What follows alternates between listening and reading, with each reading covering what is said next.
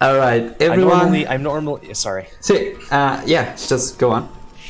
So I normally am not a huge fan of like just Hun Wars. It's not something I like to watch a lot of, but I'll make an exception for today, I guess. Yeah, it's going to be quite interesting. Having two TCs and double your eco, essentially, it's going to make for a very fast, aggressive castle game for sure. Very likely to get into Imperial Age as well. So, do you mind if I introduce blue? You're going to introduce orange afterwards? Yeah, that's fine. I mean, Okay. usually the pattern we go is one person introduces the players and the other maybe introduces the maps. Okay, we can do that as well. Okay, so Yeah, you in can blue, introduce the players. perfect. Playing blue, we have GoldenEnd, who is going to be playing in the southeast area of the map. He is going to be playing Hans. We have in the northwest, Project Belgium or Bagum, however you want to call him, is going to be playing orange. Hans as well. I'm going to go quickly through the bonuses for Hans. They get 10 and 20% cheaper cavalry archers in Castle and Imperial Age.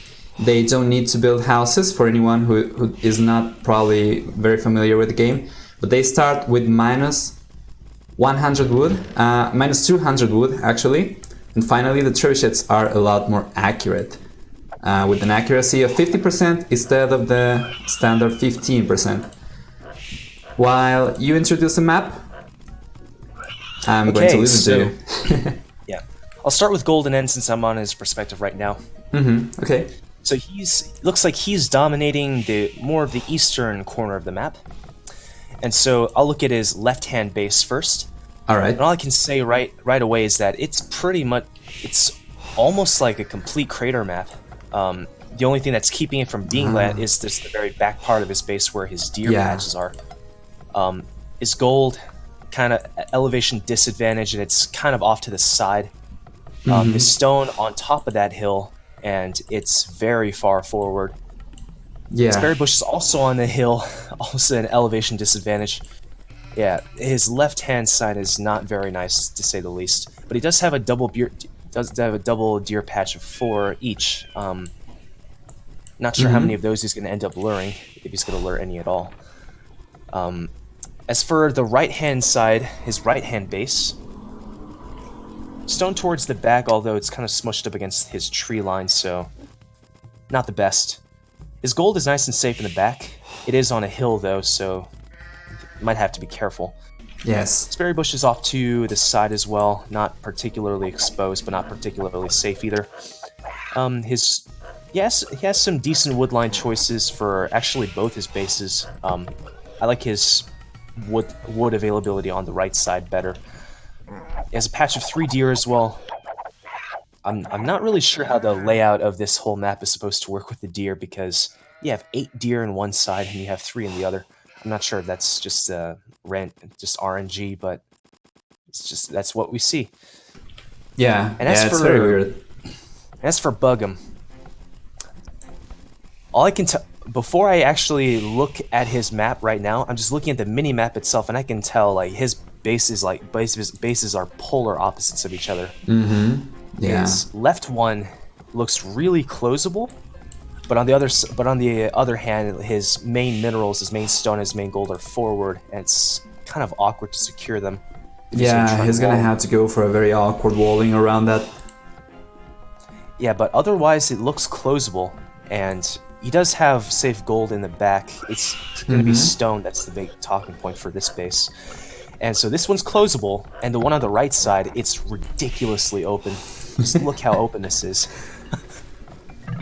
Hey, hold on. Sorry. Did Bogum get fine. all the deer? I don't think he has 8 deer himself, like GoldenEnd has, right? On the left-hand side base.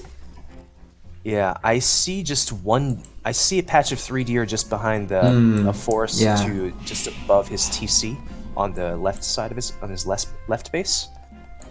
Yeah, but not even close to the 8 that GoldenEnd has. Yeah, his deer patches are like map hacks in comparison. Whoa, He's not even playing yellow. He's running his scouts underneath. Yeah. What the hell? I'm just saying that I'm not really sure how this is going to end.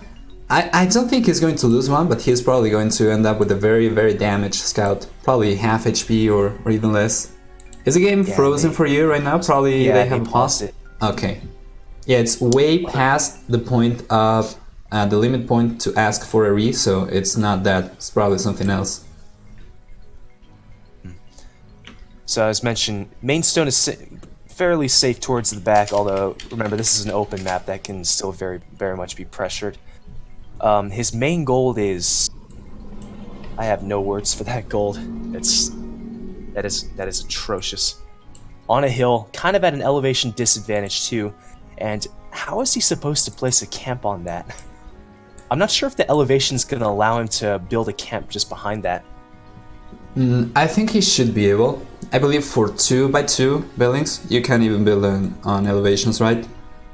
But it's going to be very weird, and also because of the way the game works, it's going to be super weird for him to find the proper placing for the mining camp. He might be thinking that he's placing it 1 tile away, and it might be 2 or even 3 tiles away. I can never see myself playing a map like, oh, and Bugham's just gonna let him get away. Yeah. Get away? Oh. Yeah, just lost have a little bit of 6 HP. Yeah. I guess that's the thing about this. You have to manage 2 economies at once, basically. So you don't have the luxury of being able to focus on one. Yeah. Man, the deer situation is so good for GoldenEnd. I am taking a look at Belgium's map, and he doesn't have that many deer in either base. You can see him transitioning into more farms. He's actually looks like he's up to a total of 4 right now. Yeah, that's correct. He's got 1. So right now we can see Orange going for the walls, and this is probably a good moment to start talking about possible strategies. And what we were discussing in the Woolly Discord server the other day is that for this map, it is very common for players to use one base as kind of an eco base. So that would be the southwest base of Project Belgium, and he would probably use the other one to try and be aggressive. I don't think GoldenEnd's gonna go for that. There are no signs of walling for him right now. So he's probably gonna remain open on both bases. It's certainly an obvious choice for Belgium, just given the fact, like pointed out, one base super defensible, the other ridiculously open.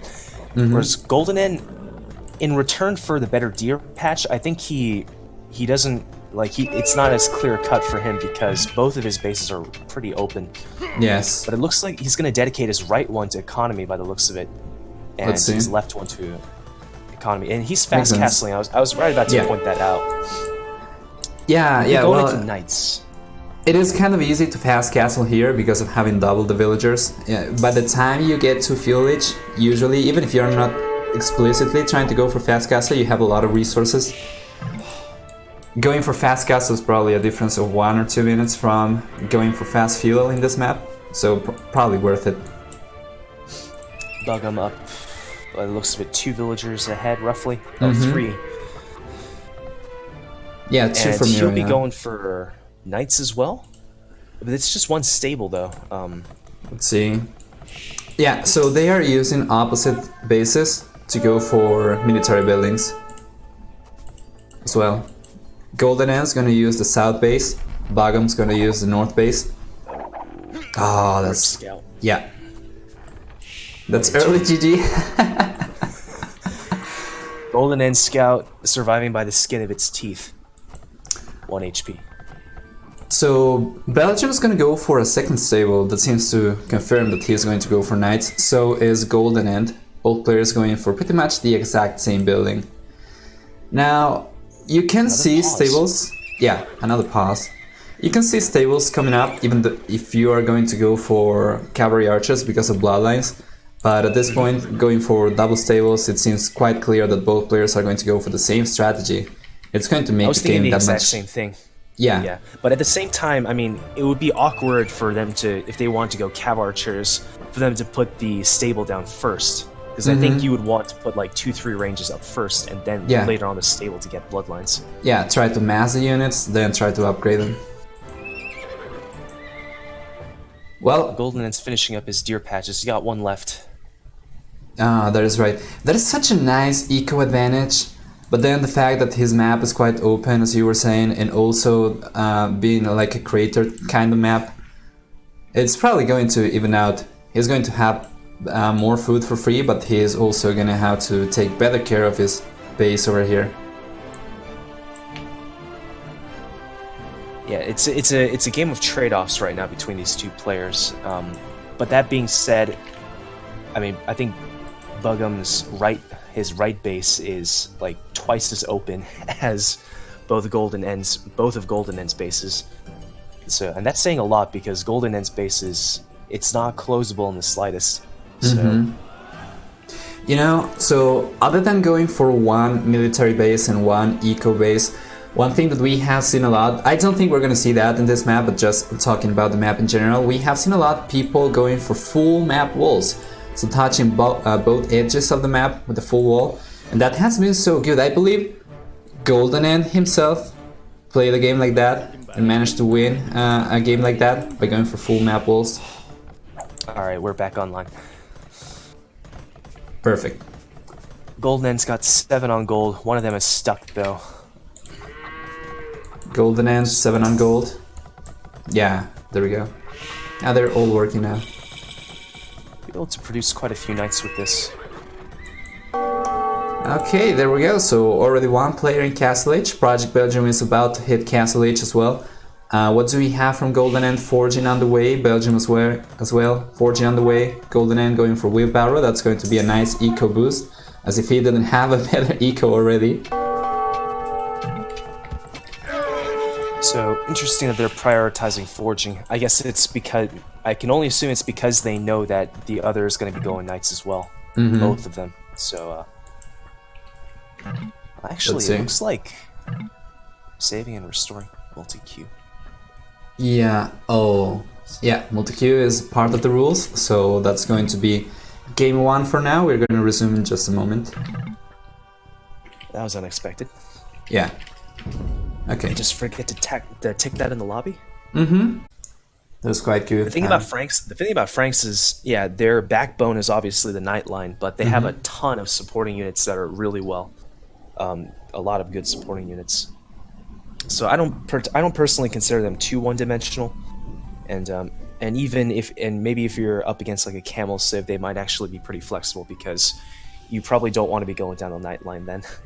Or at the very least, I mean, I remember losing a game as Indians against a Frank opponent just because his micro was a little bit better and he did a better job supporting his paladins. He actually had the balls to go paladins against my imp camels. He just backed him up with a lot of halberdiers, so he was able to outlast my army. I took some pretty questionable engagements that game. Yeah, I have seen a couple of games like that. Couple of games people going for a lot of paladins or going for a lot of Nightline. Oh, look at that, GoldenEnd! Oh no, Belgium did not properly wall his map, his eco map. Now he has a bunch of knights inside. Oh my god, can you see that? Oh my god, yeah. Oh, it's this... that's going to be a couple of villagers down. Yeah, that's one villager down already. It's going to be 2. One of the berries. These pawns are. Yeah. This is why I just don't like regular Arabia, because these freaking pawns. Like Dry Arabia Master Race, man. Oh my god. Yeah. How many villagers is he losing? 1, 2, 3, 4, 5, 6. 7. I count at least 7 bodies. At least 7. That is correct. That's devastating. Yeah. And so 6 here and 1 in the berries. So now the vote counts are even now, and it's actually going to go lower by the looks of it. GoldenEnd with a 3 now. It seems like Belgium is going to manage to wall that area, but now it's open on the east. Yeah, the damage has been done, man. And now... Oh, take a look though, over at GoldenEnd's north base. It seems like he was under some aggro, but I don't think he lost a lot of units. Probably 3 villagers, taking a look at the KD.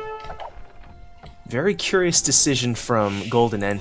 He built a monastery from his left base, his south base, and he's streaming in monks towards his north base. What's up with that? It's not going to be defensive, but he's so open. Look at that. Belgium's going to find a bunch of villagers now. There's a single spearman defending that area.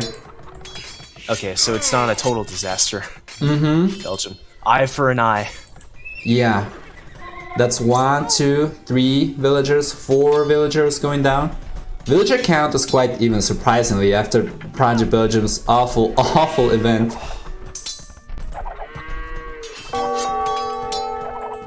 Upgrades look about the same for both players as well. No chain barbing armor yet, so I'm gonna have to take care of the TC. Unless one has husbandry and the other doesn't. No, they both don't have husbandry. Okay, we're gonna see some stone walls coming up now for Project Belgium's south base. Conversion for GoldenEnd on its north base. For GoldenEnd over here. Alright. Oh, A okay. couple more knights coming in. Oh, the farm laming. Yeah, I hate it when that happens. Neither player really going for chain barding armor just yet. We have a conversion going on. Yeah, that's good for GoldenEnd in the south base. He's gonna manage to push the knights away, and for Project Belgium's south base, sorry. Oh, but look at that! So many villagers going down. Yeah, Project Bugum Belgium's- can't catch a break. Pressure That's in his going to be north a base, conversion pressure as in his well. south base. Yeah, it's getting pressure Put all down a over the panic map. monastery in his. He's put a panic monastery town in his eco base. Oh, GG called. That's. Oh my god. That hole, indeed. He was going so heavily into eco. Having such an inconvenient hole like that is so. It must be kind of infuriating. Yes. Yes. So quick. It's so quickly devolved from a game of all right. I need to get out a bigger military than my opponent to who's gonna die first. Alright, let's take a look at the achievements. The score has already been updated, so it's going to be 1-0 in favor of GoldenEnd for the time being. KD, it's actually over 2-1 for GoldenEnd, and a couple of extra units being lost to conversions for Project Belgium. Let's take a look at the eco stats. A lot better eco for GoldenEnd, even though Project Belgium was going for more of an eco-oriented build. Oh, the disaster. As I and a lot of other people in this community love to say, there's always a hole. There's always a hole, of course. Part of human nature. Okay, so the timeline was looking kind of good for Project Belgium there in Castle Age. Kind of spiking a little bit, higher number of villagers, but then you can see exactly the point where the knights snook in. Let's see. Oh, look at that. We have, yeah, Italians versus Malians. Oops. Okay, there we go. So, alright, I'm gonna introduce the players, or do you want to introduce the players and the civs, and I'm gonna go for the maps? Yeah, sure. Okay. So in the, how should I describe this? I'll just say left and right hand corner. So in the left hand corner of the map, we have GoldenEnd in the blue playing as the Malians. And on the right hand side of the map, we have Bugum in the orange playing as the Italians. And so looking at the civs, Italians for Bugum, just a traditionally strong water civilization. They've got the cheaper dock techs. They've got the still cheaper fishing ships, even though the bonus has been nerfed a little bit. They are still cheaper, so they'll have a leg up in the fish boom. They'll have a leg up on the fish boom, definitely. Yeah. Malians, known for their flexibility and their adaptability, they certainly have the capacity to fare well on an amphibious type of map like this. They save some wood during the Dark Age that can be invested in their docks and their fishing ships as well. And of course, they have a nice. Both these civilizations, honestly, they have pretty nice wide open tech trees for as far as military variety is concerned. They actually have some similar holes. They both miss halberdiers. That's really the only thing I can think of. Yeah. Okay, alright. So we're gonna talk about the maps a little bit. So GoldenEnd has a 4 gold, and this map you don't really have to worry so much about having the gold on the back or on the front, because you can't get aggroed by boats regardless if they are very close to the shoreline. Even if you have if you have the gold on the back, we have seen plenty of players managing to sneak villagers on the back and building a surprise dock over there and doing some damage. So yeah, he's gonna have to take care of the middle pond. As for the other golds, we have one on the west, one on the east, and let's see, yeah, forward stone as well. Oh, that stone is very, very bad. I don't really like it. Very close to the pond. It's right up against, yeah. It is. For Project Belgium, on the other hand, who by the way is going for the first dock, he has back gold. So that gold generation for him is a little bit better because it's close to the back pond, but it's also on the side. So if, let's say, Project Belgium or GoldenEnd, sorry, try to sneak a villager there, there's higher chances that he's gonna spot the villager if he tries to go for gold over there. I imagine in a map like this, outposts are going to be your friend. Yeah, we have seen a lot of that. Outposts. And about the civs, I was thinking that maybe going for Japanese here would be kind of... probably there is a better map for Japanese, right? Because you have so many ponds here that it's less likely that your fishing ship are going to get aggroed. So you probably don't have a good use for tankier fishing ships. Where in a map such as Two Rivers, where it's kind of obvious there is only two places to send fishing ships, then you probably can make better use of the tankier fishing ships. Yeah, Bugum's housed himself. So much for his Vil lead, because it looks like GoldenEnd had to grab Loom. Yeah.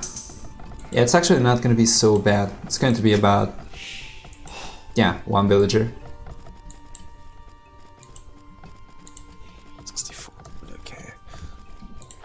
Pond in the middle. It could be a full naval war in this central pond right here. Yeah. And in which case, definitely, yeah, I'm right about to say, Bugum as the Italians is going to have an edge because of the faster up times. Yeah. It's why Italians are just such a dominant water civilization. Now, it's not surprising at all that Project Belgium went for the middle pond because he wants to protect the gold over there. GoldenEnd needs to protect the gold over there. Project Belgium, on the other hand, his gold is on the back, so apparently he doesn't really feel like he needs to defend that area. He's gonna try and go for the middle instead. Yeah, Bugum is kind of his nickname that a lot of people kind of have given him lately. You'll see other streamers like GPN here and Boobly Official loves to call him that, and some other streamers like Ornlu, they call him that too. Kind of call him the Viper the Snack, or kind of call him Jordan as well. Or Leary Larry. Yeah.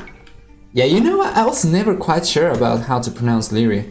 I always say it like that, but do you know if that's correct, actually? Because I asked, but I don't think a lot of people know. I don't know. I mean, assuming it's like a German name, I know like one small conversation in German, and that's it.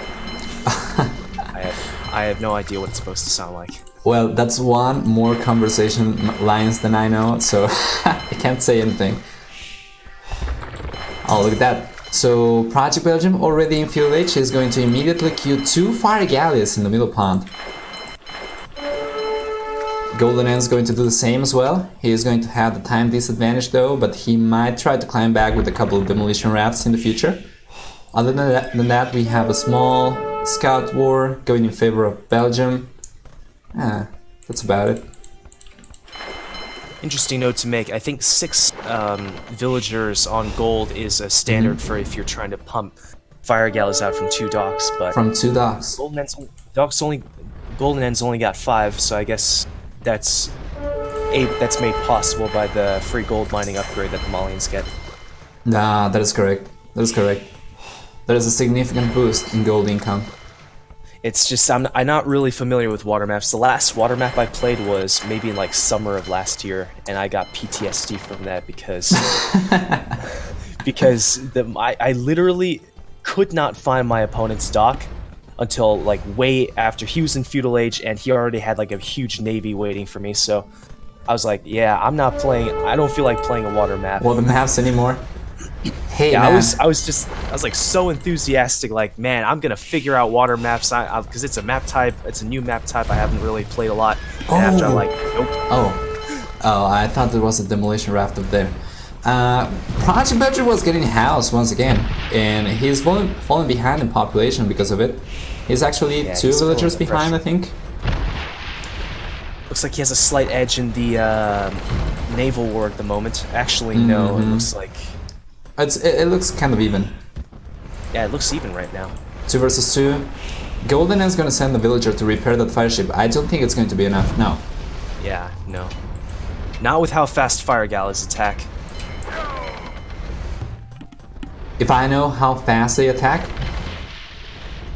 It's like 4 times every second, so it's like 0.25. yes, that is correct. Oh, demolition raft. Good shot over there. shot. Oh no, he missed. Noticed No, at the last second. he missed. That is a waste of demolition raft. He missed his opportunity, man. Demo rafts also have some pretty bugged pathing from what I've seen. You click on something that they can obviously get to, and they just stand there like idiots. Let's see. Not really gonna manage to.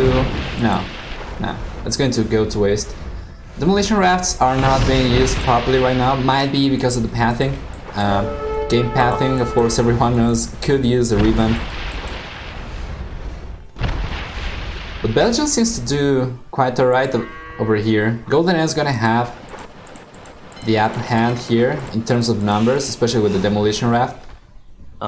But Belgium is not going for any demos, so he's just going to stick to fire galleys. He may live to regret that decision.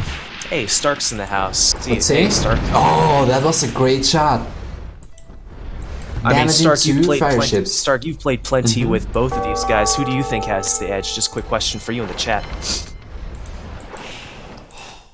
Who do you think has the edge, Joshua? That is so tough. I mean, I'm more familiar with Bug'em. I just kind of, I guess maybe it's probably just favoritism there, but I'd say maybe he has the edge. Let's see. I would probably We'll think see. the same as well. You know, after last game, you would be inclined to say probably not, but it was very unfortunate, and I don't think that was very representative of his general gameplay. Yes, anyone can leave holes in walls. Numbers are looking quite good here in water for GoldenEnd. Fishing ships are 0 for him though. 6 fishing ships for Belgium, who is also taking advantage of the back pond, which is not the Yeah, I case was for right about to GoldenEnd. notice. GoldenEnd is so all in with his fishing economy in the central pond, and he's struggling so hard to maintain map control here. Yeah. So he put all his eggs in this one basket that's this central pond, but Bug'em, he's kind of diversified. Yeah, something else that GoldenEnd's he's still struggling. Something else that GoldenEnd's struggling with as well is finding the right balance between demolition rafts and fire galleys. He was going for like 3 demolition rafts in a row and he was using them all on fire ships, but I mean he had nothing left in water to fight with. Yeah, Stark. I think. Oh, Nova. You said that the raffle thing is going to be open between games, Between right? games, that is correct. Yeah, just so you know that, Stark. Yeah, it looks like Bug'em has the supremacy on the central pond at the moment. You can tell just because GoldenEnd's having to Oh man. store his ships inside his docks. The demo shots, I am not really liking them for GoldenEnd. He is always targeting a single unit. Yeah, Belgium is doing quite alright. If we take a look at the total amount of resources right now, it's looking quite even in terms of food. Yeah, it is. Yeah, everything actually. Just a little bit more gold for Project Belgium, but they have the same amount of villagers. They have about the same amount of resources. Yeah, you can see no farms yet for Belgium, but GoldenEnd's got 6 at the moment because he's losing his fishing economy. Oh, And look it at looks that. like Belgium's making good use of the market to get up at a good time. Yeah. If there was any doubt that he was going to have supremacy on the central pond there, I'd say the doubt's gone now. Once he gets fire ships out. Yeah, GoldenEnd's resources are looking quite alright, but still a little bit far away. The issue though is that he doesn't get the fishing ships. Project Belgium has been making use of those all game long already. So what can he do? Okay, looks like GoldenEnd's going to be transitioning into archers. He's going to try and sneak these in towards Bugham's base, but Bugham is walling off the side that the archers could be coming from, but he hasn't fully completed it. He has one villager off to the left side of the map here, just standing idle. Okay. Yeah. He's remembered. Now he's going to be able to wall that off. Oh, there's a hole? Wait, is there a hole? Wall that up a bit quicker if he just looked at where the forest ended. Where? Hole where? The hole is on the west area of Belgium's map between two houses, south of the blacksmith. Oh no. Oh my god, not again! Don't do this to us, Belgium. Don't do this to us. 5 archers. No fletching though, but that's gonna cause some idle time for sure. Oh my god. Belgium now in Castle Age though. Die right about now. Let's see. I really would like to see fletching on these archers. Oh, okay. Dear. Probably one villager down. Yeah. That is a lot of villagers going back to the TC though. That is actually 20 villagers idle right now. I mean, I'm hoping Belgium saw where those archers came from.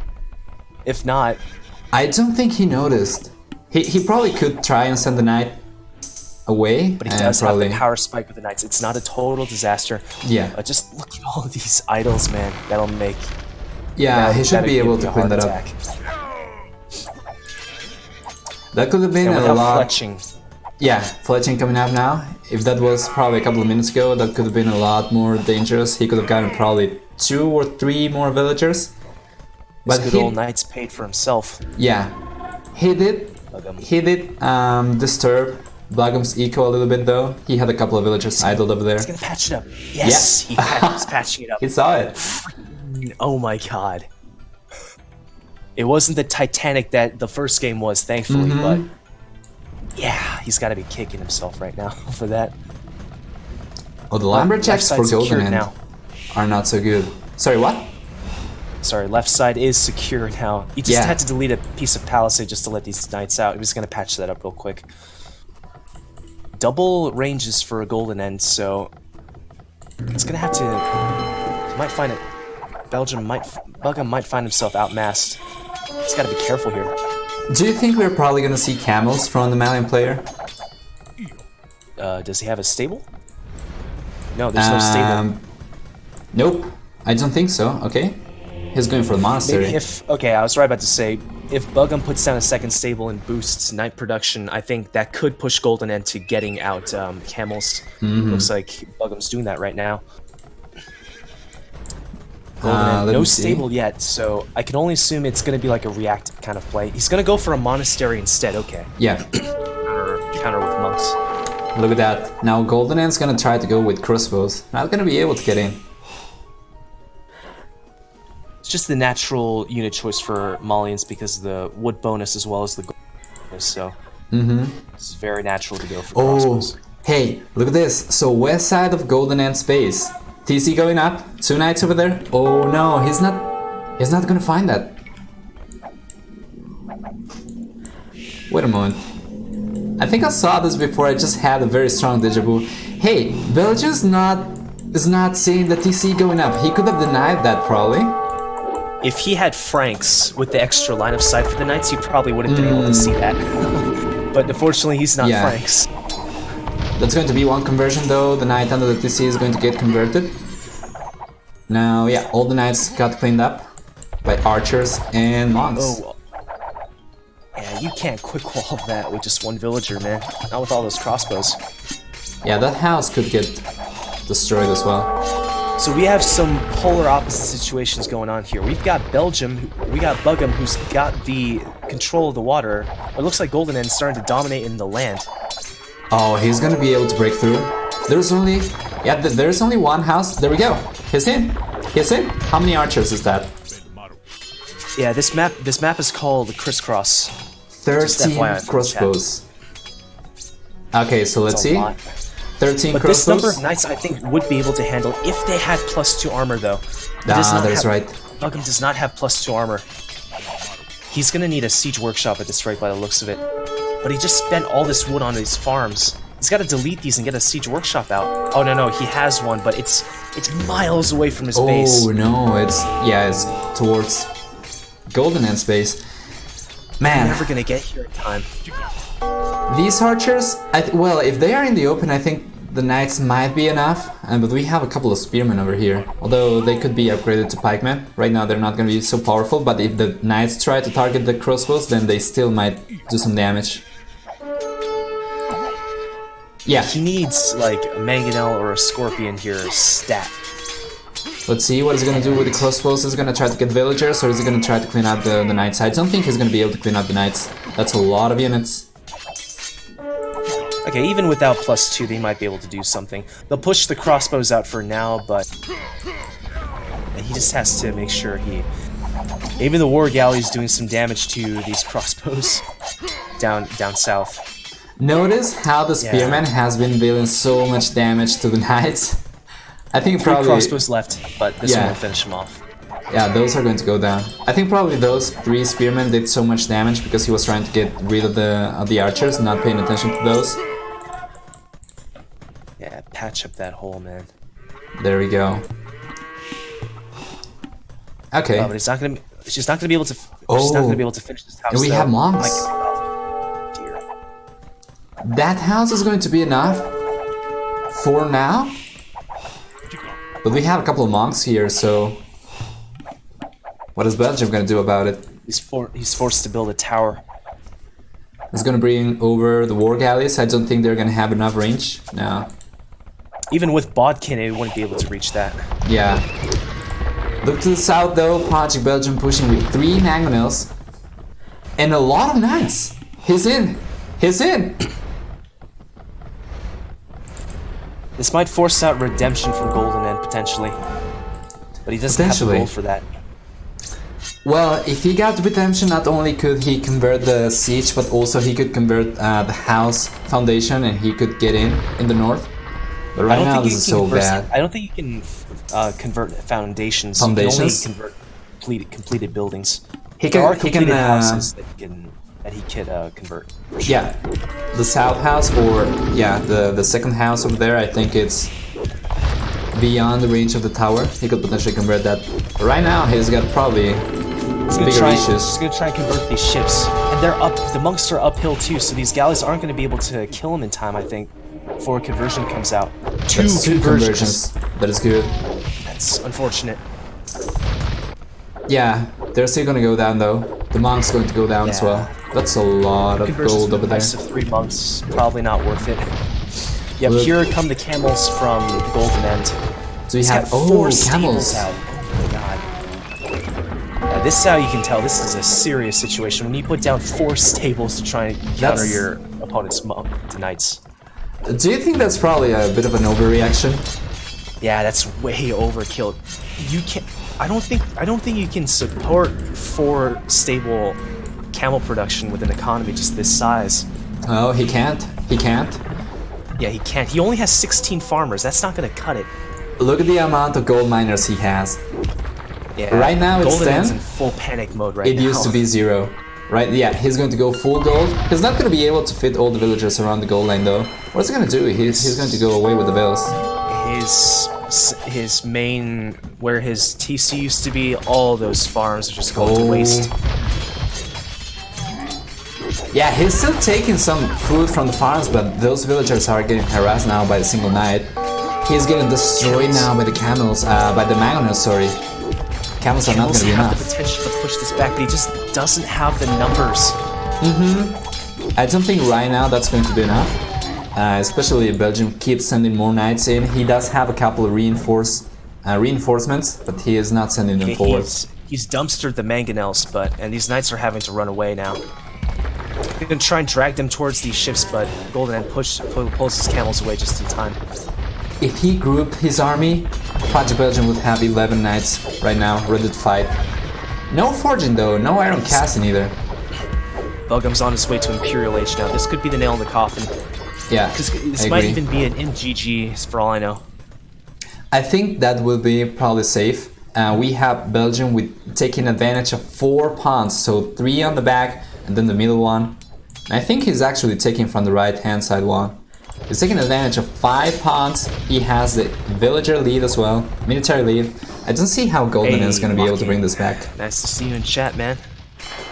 Nice to see you somewhere that's not arena, Glocken. The burn. No, I'm not burning man. him because I play arena a lot too. Are you burning yourself? Man, I don't think this game is... Yeah, I don't think there is a chance now for GoldenEnd to get back. Score is so much better for Belgium. Thank you, you wonderful man. I think it just kind of snowballed from the earlier uptime to for Belgium, and then just controlling the central pond. Yeah, and it's also just... the back pond getting the fish boom, and it just kind of spiraled from there. I think GoldenEnd made a really nice. Well, it helped the fact that Belgium left a hole in his wall, but ultimately it didn't seem like that was enough to turn the tide in his favor. Once quick Cavalier moment. comes down. Quick moment to say thanks to Dr. Slow who subscribed to the channel. So we have 1 more subscriber. Thank you, man, so much, and welcome to the crew. I hope you're enjoying the games. I hope you're enjoying the casting, and we still have, at the very least, 4 more games to go, because this is most likely going to be the equalizer. It's going to be 1-1, at least 4 more games. MGG for sure. Let's see. I'm calling it right now. GG. Once Cavalier and Plate Barding come down, these camels aren't going to be able to do diddly squat. Eles rodamos, man. Yeah. Not gonna do now. anything. Yeah, Belgium is just hell-bent on redeeming himself. And he did redeem himself with a win, but he didn't redeem himself because he left yet another another hole in his wall. It's kind of tricky though. Yeah. Yeah, the game makes it so hard to wall properly on hills. I mean, it's something I need to learn how to do more, because if you're ever like building through an elevation and you're not sure if there's a hole left, just take a length of palisade wall and just drag it and just see if anything pops up, and just fill in those gaps.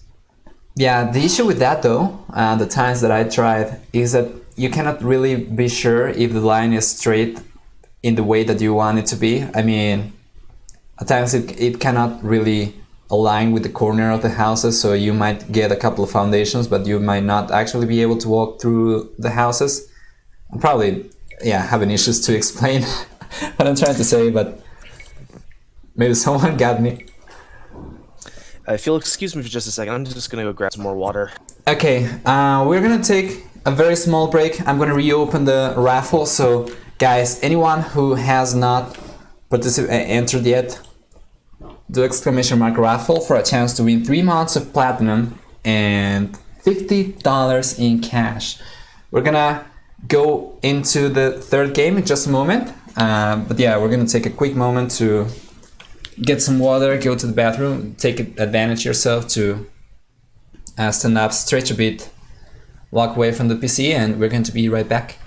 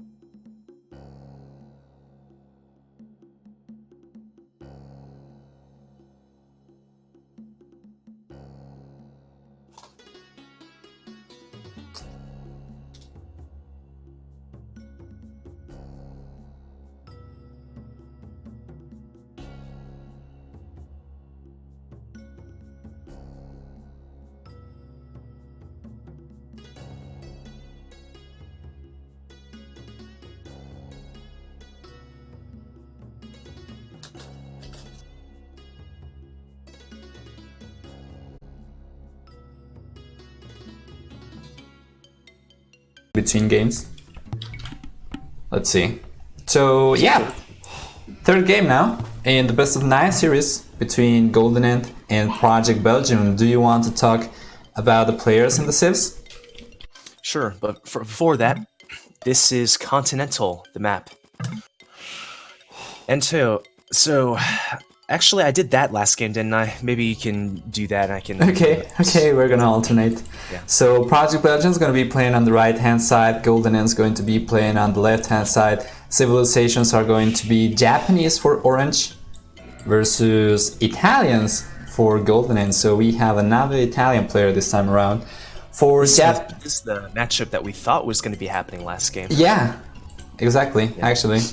So for Japanese, the bonuses are 10, 15, 20, actually 5, 10, 15, and 20% faster working fission ships in Dark Age, Feudal, Castle, and Imperial Age, respectively.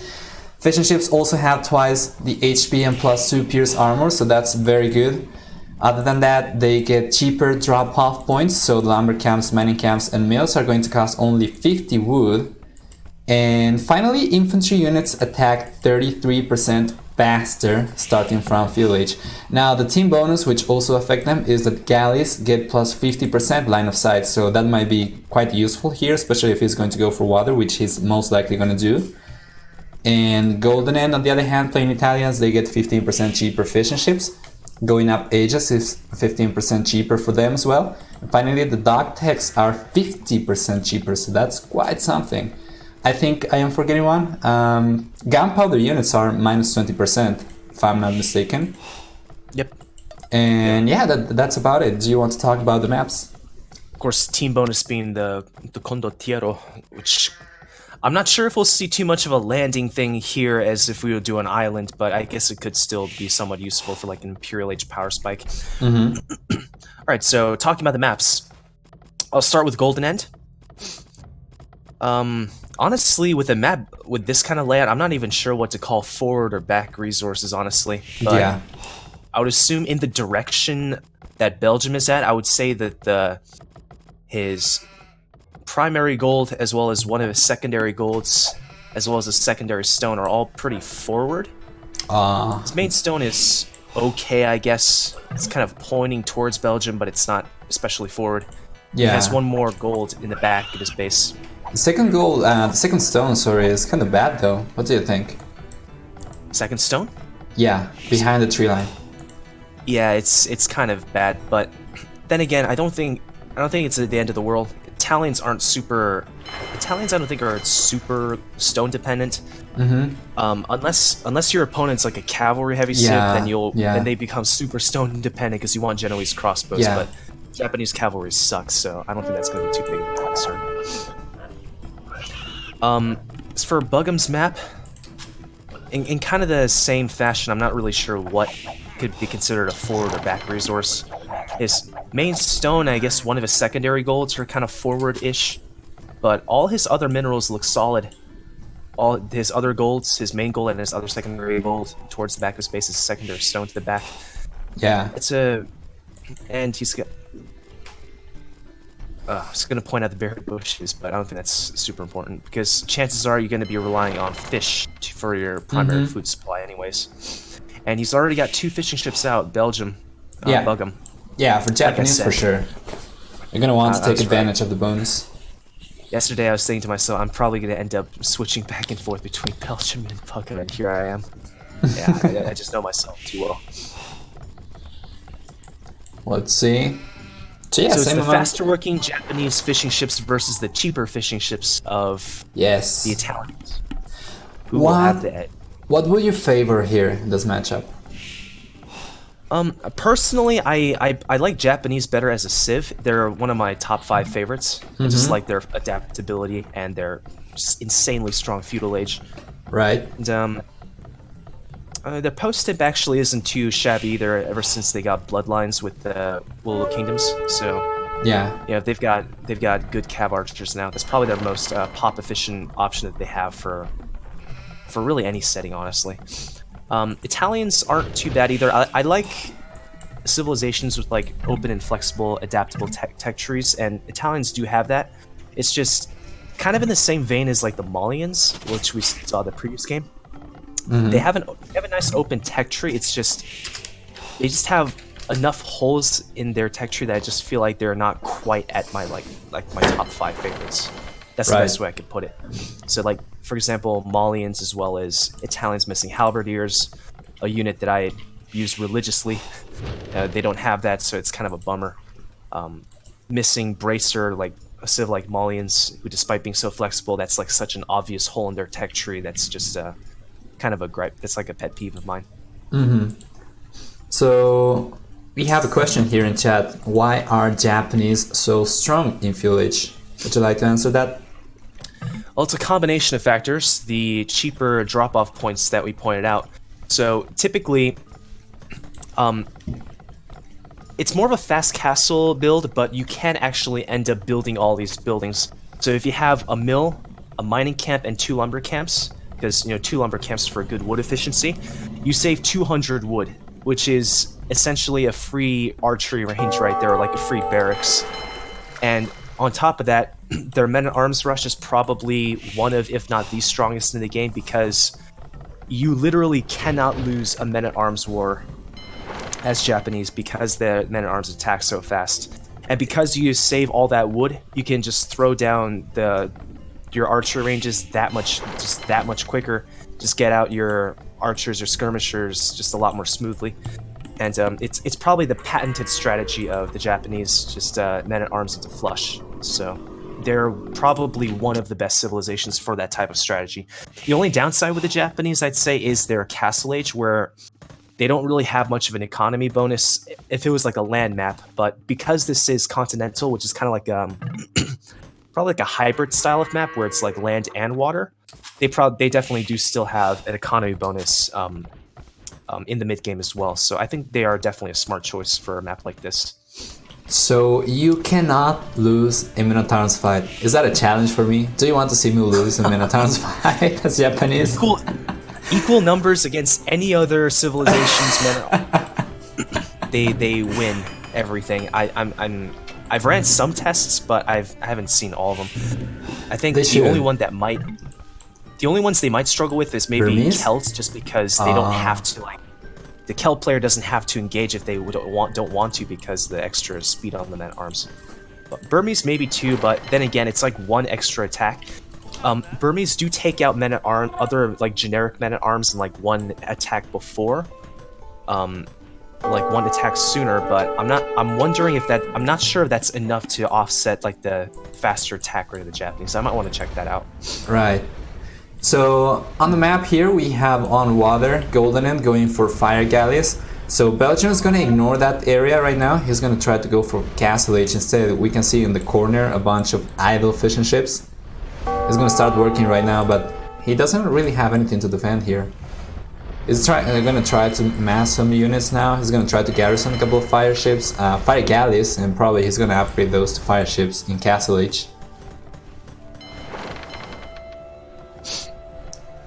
In this map, I have not really seen a lot of field aggression mostly on water by going fire galleys, but I have not seen a lot of land field aggression. So I was kind of surprised to see Project Belgium going for the archery ranges so early, but he chose to go for Castle Age. So I'm not really sure what his choice is right now. He's gonna try to mass some archers. The way the water is laid out, though, I can definitely, if they want to do land aggression, it's probably gonna have to be like a joint effort. Yeah, look at Belgium. He's putting down a dock towards the middle.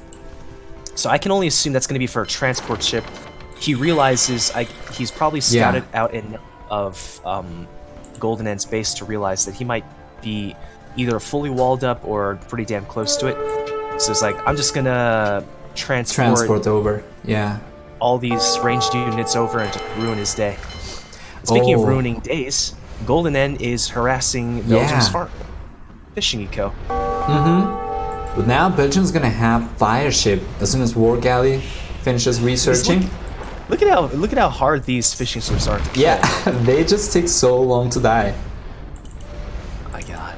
Well, that is one great thing about Japanese. If you're getting aggro on water, you don't really have to worry that much. You just kind of move your fishing ships around. They just take so long to die. You're gonna have all the time in the world to actually get your own units. take even longer ever since the last patch where the fire galleys only deal like 1 damage every attack now to fission ships. Yeah. It used to be so quick for them to destroy fission ships. That's not the case anymore. Yeah, but fire galleys are still strong enough that they're still the dominant feudal water choice. Yeah, against all the kind of boats, navy units for sure. Hey, we have right now 4 archers. Do they have fletching? They have fletching. Okay, so we have 4 archers, 1 skirmisher, about to land on GoldenEnd's map. The gold is unprotected. Oh, but he has It's gonna be so exposed. No, the look at outpost that. is not going to be up quite in time. But it's alright, he has a bunch of skirmishers garrisoned inside his own archery range. He might lose 1 villager, maybe 2. It's going to be 2, apparently. Probably worth it though, for 4 archers and 1 skirmisher. You even transported a scout to try and mess up these skirmishers. Yeah. I think the ratio I've heard for scouts against skirmishers is like 1 to 6. So 1 scout can take care of like 6 skirmishers roughly. Yeah, we have a couple of vills vills able now. to deal with these villagers now. Yeah, rip scout, rip army, but 2 villagers? Probably worth it. So GoldenEnd range. Oh, he scouted out the range, but he obviously didn't know about the dock that Belgium put towards the center. So I can only assume there's like no aggro going on. He's probably going to try and do some kind of landing, and sure enough, there it was. So, now, take a look at the fishing ship count for GoldenEnd. He has just lost like 2 to 3 fishing ships to the fire galleys from Belgium. So he is going to fall behind in that regard, and he is already 4 villagers behind. So, I mean, it's not like a full water map where you can just go all in with the fishing ships. It looks like, if anything, they're kind of like a supplement to both these players' economies. It seems like Belgium's still gonna try and commit to water though. He is sending a good amount of demolition ships, 2 demolition ships forward. Oh, might be good, that's a great shot! Could have been a little bit better, but it's not bad. Second one is gonna hit, second one's, no! Oh no! Still did a lot of damage though. Those fishing ships should be going, fire ships should be going down. I wouldn't waste this demolition ship, man. These things are so yeah. low HP. You're gonna overkill these like crazy. Yeah, that was a good shot, even if kind of accidental though. Meanwhile, GoldenEnd's trying to harass Bugham's economy with this little skirmishers and the archer that he has left, but skirmishers are not ideal for raiding. Dealing 3 damage. I mean, that's 2 plus fletching, but He's gonna get bodkin soon. He'll be doing 2 damage each shot to villagers now. Still not great, but it's something. yeah. Some water engagement over at GoldenEnd's water. They're switching now to war galleys. Don't really know about this. You need a lot of war galleys to engage fire ships. But it might be good though, because the water is kind of narrow, so it's going to be hard for Belgium to surround war galleys with fire ships. Might be a good choice. If you want to talk about tight spaces, I kind of wanted to see like a late game Portuguese on this map. Just go mass caravels, clog up these narrow choke points, and just rain hell. Just rain hell on your opponent's navy. Yeah. That'd be fun. Defensive mangonel for Bugham. Yes. Not gonna manage to land that perfect shot, but still got a skirmisher over there. It's going to get Curious how he's repaired. not upgrading these. Okay, now here comes crossbow. Yeah. I guess he just spent all his resources at the time just trying to upgrade his navy. Yeah, he's gonna send forward now all his war galleys. That's going to be 4. We have 2 fire ships defending Belgium's water area. And only 2, I don't think he's queuing any other units. No, he's not queuing any navy. That's going to be only fires versus war galleys. Well, even if he loses these docks, he won't really lose all, because all the fish in this corner of Bugham's map have been exhausted. So Yeah, look at that. You really need to mass war galleys before you can engage fire ships. He just lost like 2 and he didn't really do a lot of damage to that fire ship. He's going to lose 1 now though. Let's see if Belgium's gonna queue more. Yeah, he's doing that.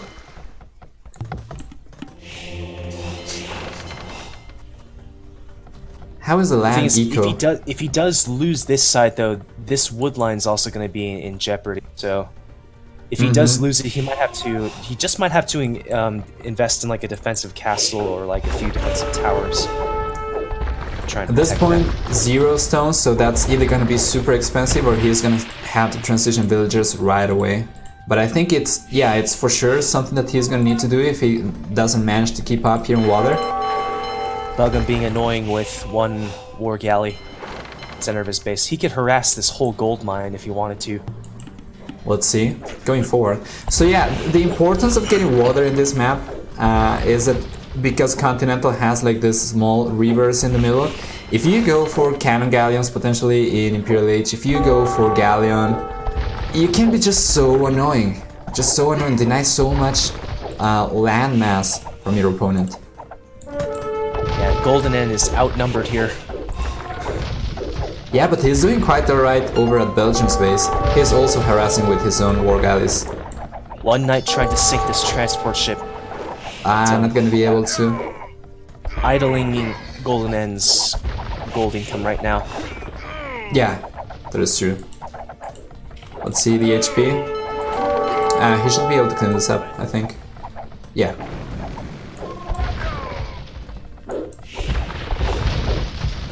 Belgium kind of struggling back at home defending water.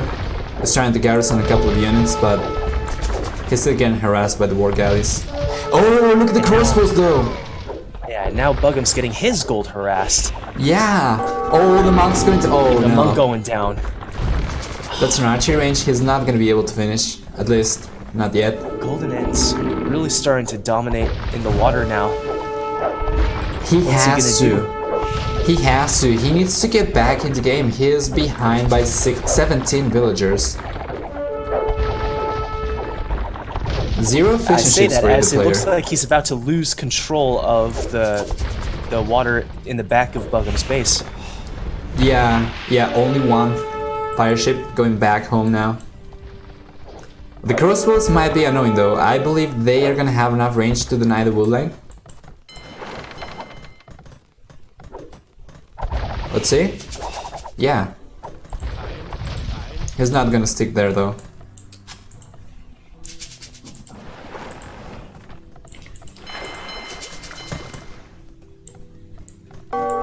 That's a couple of units getting garrisoned for Project Belgium in the forward dock.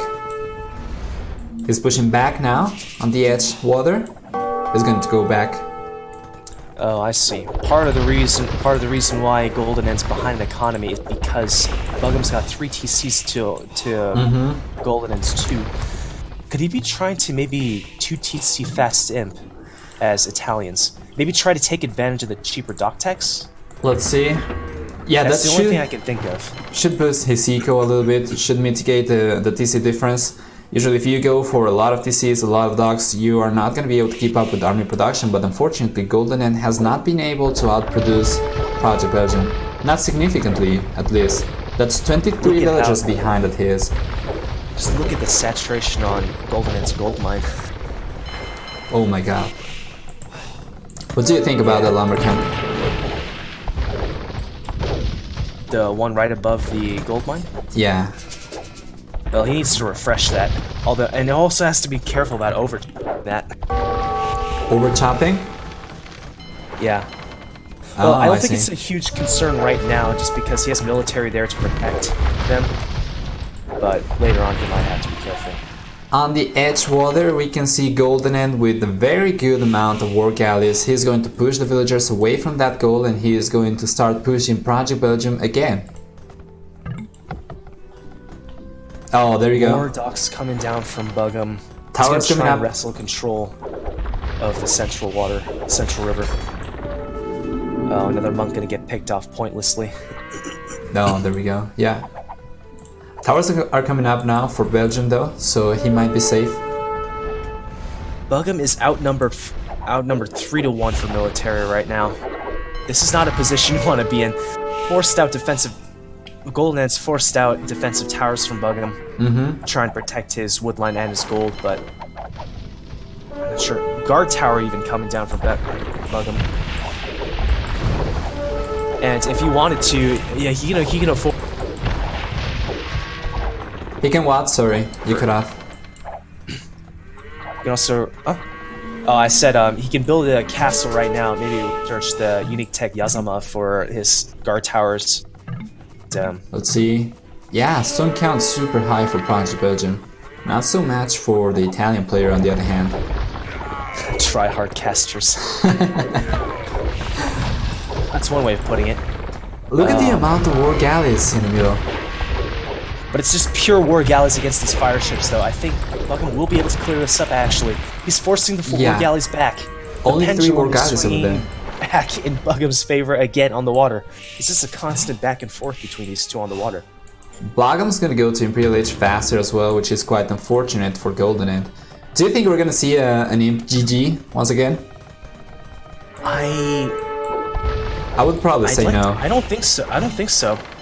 I think he probably. Okay, he's clicked up as well. He has stayed on 2 TC. So it looks like what I was asking was right. He's just going to be taking advantage of the Italians' cheaper dock techs. I think try to gain supremacy on the water. Maybe even bombard Buggum's base with cannon galleons potentially. And all those techs are cheaper. Galleons, fast fire ship, cannon galleon. Those are all cheaper than the Italians.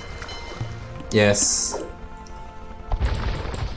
Now I think there's you save somewhere around like 3k resources total if you were to get all the dock techs. Oh, I wouldn't really know. I'm gonna trust you. Now there's a castle up already for Project Belgium. He's gonna be able to go for Samurai if he needs to. Now, since GoldenEnd has not gone for his own castle, do you think probably Project Belgium would do alright if he tried to go for cavalry? Although he's going for a second castle, it's probably just for water control. Yeah, he wants to. What's gonna threaten this gold, which GoldenEnd just got out to. Imperial Age down for. He's gonna invest in just pure Napier right now. Fast fire ship coming down. Yeah. This could be the nail in the coffin for GoldenEnd. Oh man, a couple of cannon galleon over here, galleon. Oh no, can be so devastating. No, it's going to be alright. He's got a bunch of war galleys over there. He just needs to take care of the villagers. He only has 2. Oh no, man. And GoldenEnd's microing. It is a Dow Castle. Dow Castle. A rare Dow Castle appears here. But he's just going to get more villas down. It won't be Dow Castle for long. Let's see. Yep, galleon upgrade, ballistics bracer. Well, the moment GoldenEnd clicked up to Imperial Age, the score was quite even between both players. Right now, though, Belgium is kind of dominating. Ah, that's a cute demolition shot. Castle should be going up now. Right? Right? Oh no! Oh no! 93, 94, 95, 96. Okay, it's going to go up. 98. It's going to go up. Yeah, there's no way. Okay. Yes, it's up. It's up. 2 villagers only. Oh no, he lost a bunch of villagers, but he's still so ahead. 26 villagers ahead. Yep, whatever land military GoldenEnd is gone now, and it looks like his navy has gone to only 4 military. He's lost control of the land, he's lost control of the water. This is never a situation you want to be in. It's one of and Buggum's even getting arbalests now. He's trying to bump up military production now. And I think he might... Okay, he overchopped already. He overchopped. He's open. Oh no. He's open. Oh, it's not a wall, but it's GoldenEnd's turn to suffer from holes. He's going to go away with a couple of villagers, start taking gold from a north gold mine. And Buggum sees this. Like, he's able to... There's a hole in this wood line. We can, look, is he going to go through now? He's going to. Got a small troop of arbalests trying to go in. 5 arbalests are just going to be so devastating. Oh my god, and GoldenEnd's eco is so bad already. At least in comparison. That's... Oh no, what? Yeah. 2 villagers down, potentially? Yeah, he Should can't be do like much more 5. because there's a castle here. Yeah. The spring is He probably needed ballistics for that. He's going to go for chemistry though. He already has bracer, so it's going to be 10 damage in a couple of seconds. So yeah, I think if it was a pure water map, I think Italians would definitely dominate. But if it's more amphibious like this, where there's a good amount of land and water, I think Japanese might have the edge here. Well, and if they don't, apparently Project Belgium is able to make good use of them. 3 turret ships now. 26 military to 2, to 12, 11 now. Yeah. And there's like 27 to 10. a 35-ish villager difference right now. It's a huge hero difference. If this 30? castle goes down, there's nothing protecting GoldenEnd's base now. This gotta be And the even then, GG. and he's even Bugham's even pushing with guard towers. Did he get Yazama? The UT? No, he didn't. Not yet. But he can afford it right now. It's like 300 food, 300 gold. Gold, stone's running low though for GoldenEnd. Even if he wanted, he would not be able to give the castle up. The turret ships are going to take that down. GG called from has been GoldenEnd. called. There we go. Let's update the score. Oh, that's quick. They're just gonna start the next game. Project Belgium dominating now. Very, very good game. Look, the KV is quite even actually for both players, 104 to 96. Does make me wonder how that first game would have gone if he just didn't leave the hole in the wall. Would he be dominating like this too? He's been doing quite alright in the second and third game. But, I'm not really sure what to think about the fourth one now. What is it going to be played? Sorry. Let's see. Bedouins. What map was it? Oh. Bedouins is going to give GoldenEnd a huge chance. I think they're both probably going to go for Indians. Indian has not been banned. And only one player banned Chinese, right? Oh, that is correct. We might see Indians and Chinese. So, who banned Chinese? No, both I don't banned remember who it Chinese. was. Both Oh, banned both of them, Chinese. okay. Yeah. So I thought I Although- saw like I thought I saw Mayan and Spanish banned for one of them, and the other was No, it's Chinese and Spanish for Project Belgium, Mayan and Chinese for Golden. I think so. I'm gonna leave the raffle open probably until they click up to fuel age. So for anyone who has not joined, you're gonna have a little bit more time. But yeah, the game has started and it's Indians mirrored.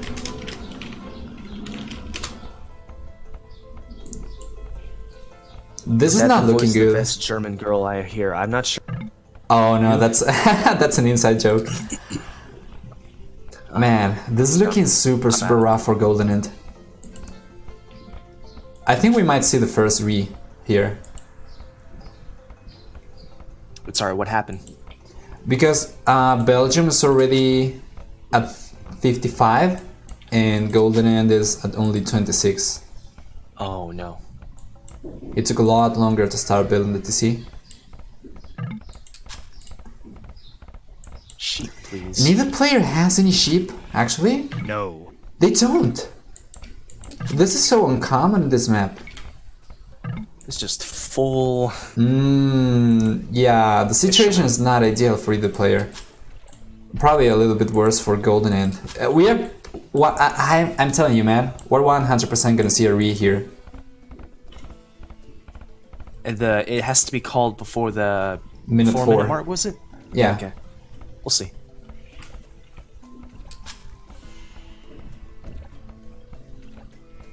And yes, cause Valiant, that is me.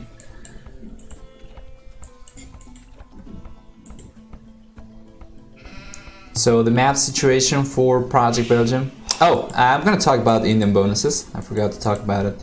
So the reason why we were expecting Indians in this map is because the fishermen for them work 15% faster and they also can carry plus 15 food. So it is quite OP here, or quite powerful. As Bedouins, you get a lot of shorefish. Okay, 4 minute mark approaching. We don't see any reas being called. And there we go. Golden is gonna call the re. Alright, let's go back. That's 1 out of 2 Rees for GoldenEnd. Mm-hmm. All right, and Bug'em still has both of his.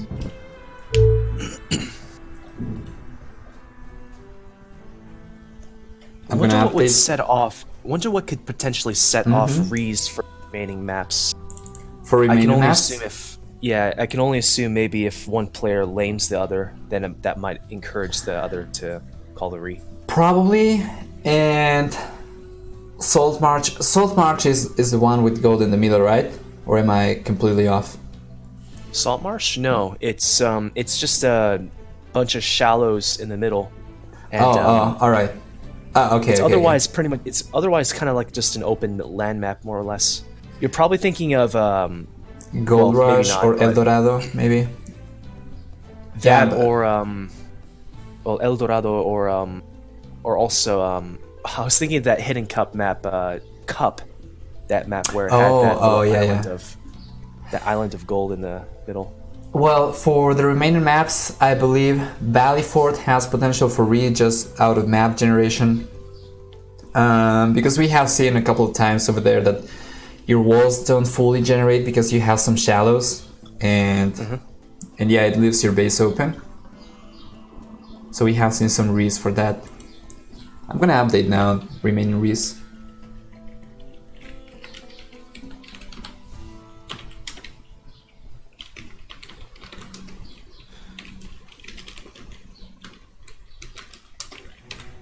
There we go. It's Bug'em 2 remaining Rees, only 1 for GoldenEnd. The game is gonna start in 30 seconds.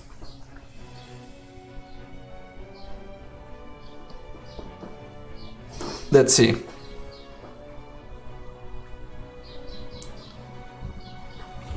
We have a bunch of clowns in the chat. Hands up for the clowns in the chat. I don't think we have an emote for that, unfortunately. We have an emote for clowns though. Alright. Okay, game has started, yes. Just going to be very watchful of when both these players put down their TCs. Oh man, GoldenEnd's situation is not looking good once again. But he's gonna go for the TC faster though. This time he's faster. Well, Bug'em could put the TC right in between these two wood lines, I think. Or no, he's gonna put him outside. Yeah, he is probably better off taking advantage of both pawns. Okay, there we go. He can also use the south or the east pond to go for a meal over there to drop the fish, the berries, potentially the deer. He has a good eco availability there.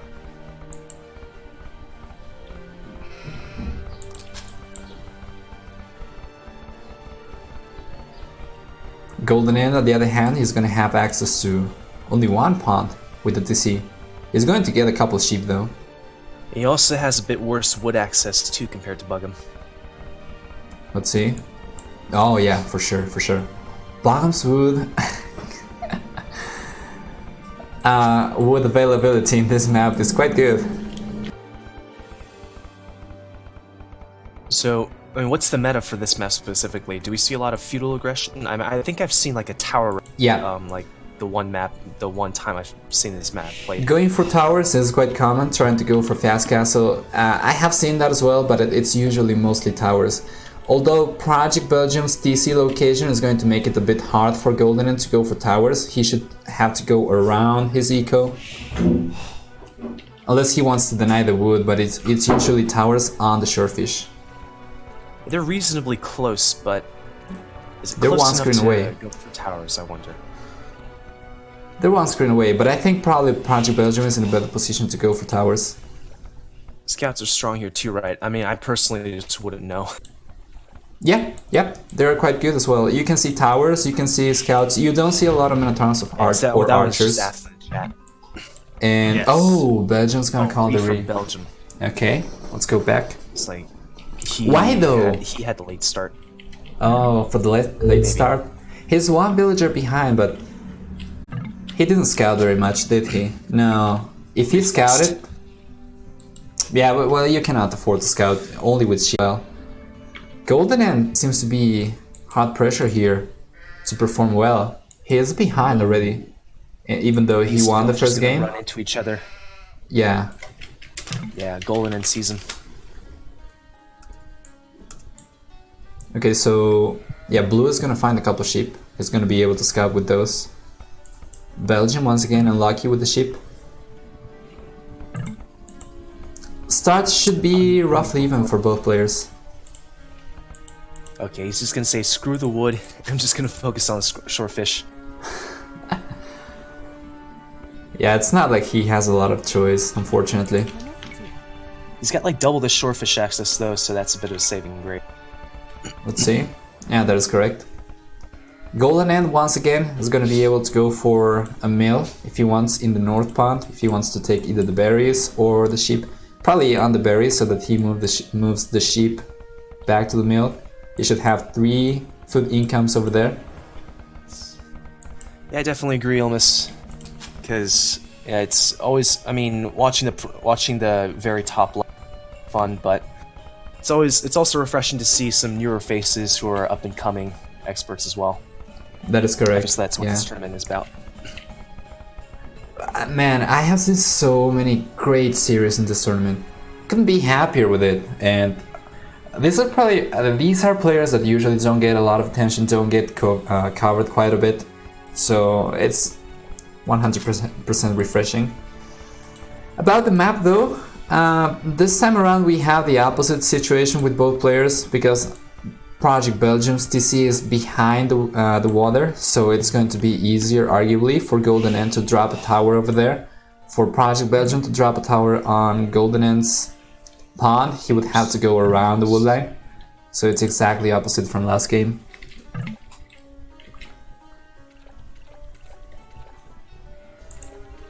So they're having some connectivity issues. A bit surprising considering, I think, the nether, because the net apart from each other.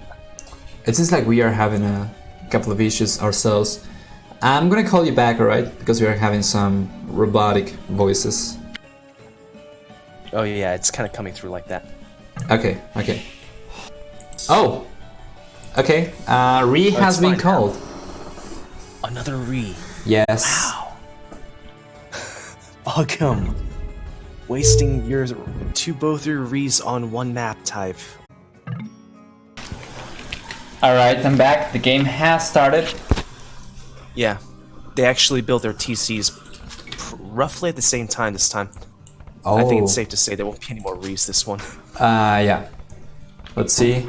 Actually, GoldenEnd has a lot of sheep he's gonna use to scout. Should be able to find Project Belgium's base quite soon.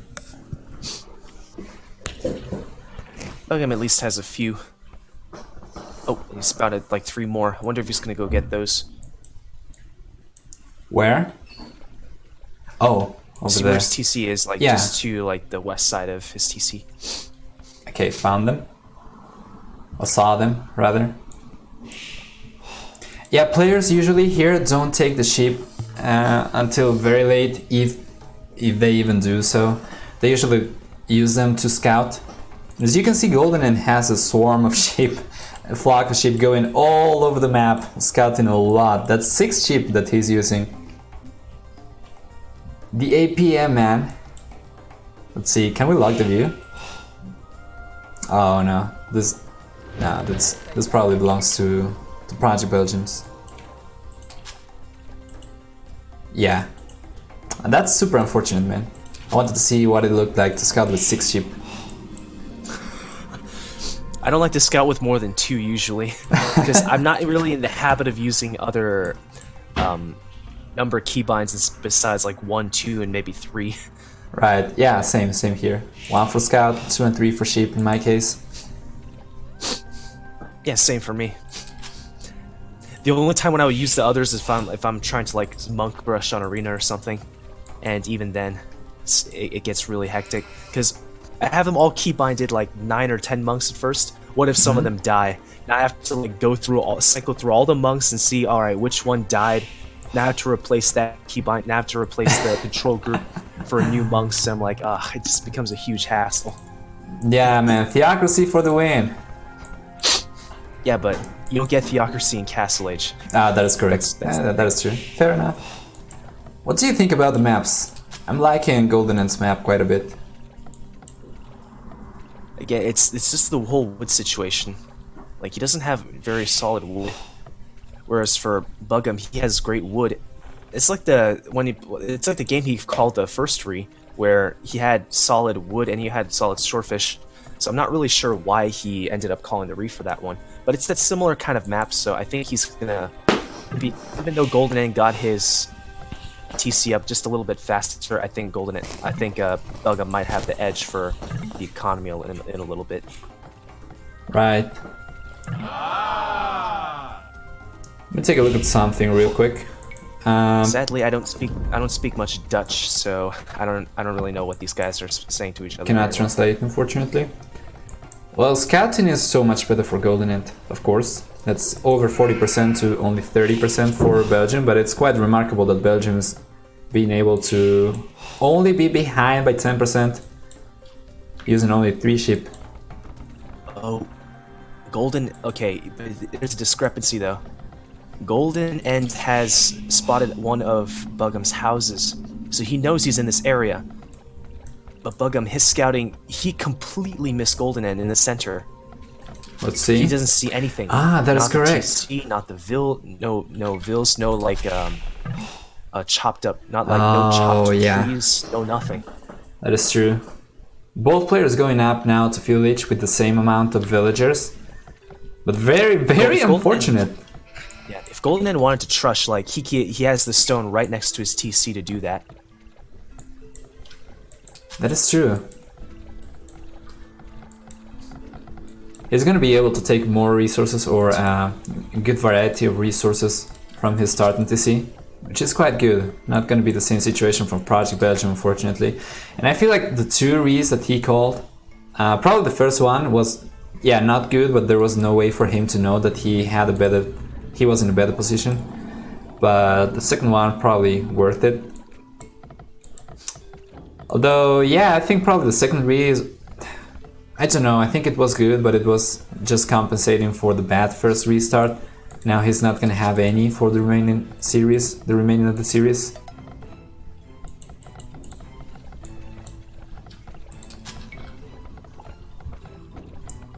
Doesn't look like he's interested in trushing. He's just gonna go for a traditional flush, probably with scouts, most likely. Let's see. If you take a look at the villager distribution, I guess he doesn't feel comfortable with his trushing abilities. GoldenEnd has a good amount of villagers on food. He has 8 villagers on food right now. He might be able to go for a good amount of scouts. He's going for the stable right now. Yeah, it's going to be Town Watch for Belgium on the other hand, so he's afraid of getting trashed. He's gonna go for his own stable though.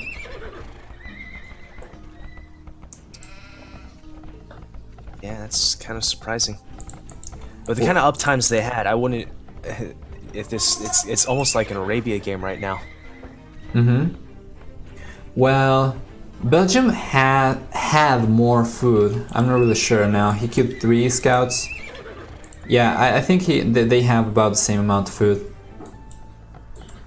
That's what I meant to ask, because he was queuing up. Bugum was queuing up spearmen. He's gonna send forward what Demise Red would call an MBL spearman, just a forward spearman towards your enemy's base when you know that he's gonna be going for the same strategy as you, the scouts. Are we gonna see spearmen though from GoldenEnd? That seems to be the case. MBL spearman. Okay, there we go. So yeah, it's going to be spearmen, it's going to be scouts for both players. Blacksmith coming up now for GoldenEnd. That's going to deny Project Belgium scouts from getting away.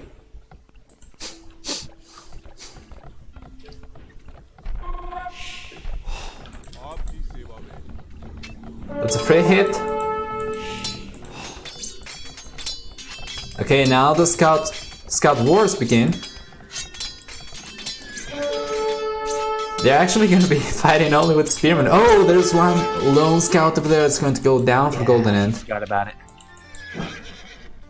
That's 4 scouts versus only 3. How many spearmen do we have here for GoldenEnd? That's 2 spearmen, 1 very low HP, 3 spearmen. A lot better HP pool for orange now. So Project Belgium seems to be doing a little bit better here with this strategy. He is going to be 2 villagers behind though. He's got a defensive spearman. Bugham's got a defensive spearman at home, so I think 1 spearman for every 3 scouts, I think, is the proper ratio for if you want to try and defend. He actually has 2 in this area. Oh, I didn't see it at the bottom. 1 protecting more or less his wood line, the other protecting his fishing economy. Yeah. Oh no, but the forager is about to get picked Out up. of position. Ah, he's gonna save it. He's gonna save it, yeah. The other side of the map though, oh look at that, 6 scouts getting in, oh but 2 spearmen, he's going to be forced to get away. But 4 spearmen Forwarding here? his own spearman. Yeah. He should have the edge Don't here, get too close to TC. Okay. but he's gonna have to go around. Very unfortunate though, because it's a long way if he wants to go around the wood line.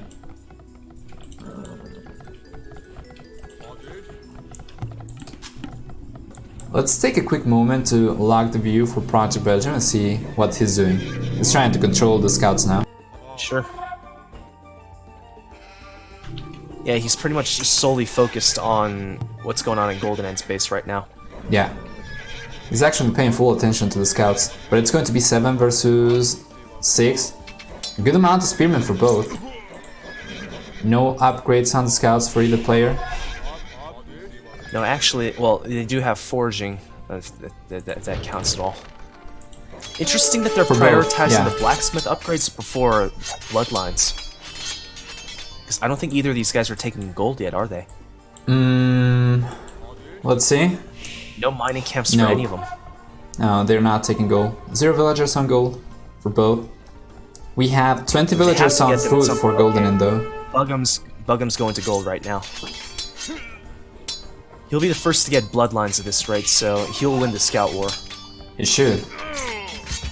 Oh, but GoldenEnd's going out as well, but this gold is really exposed.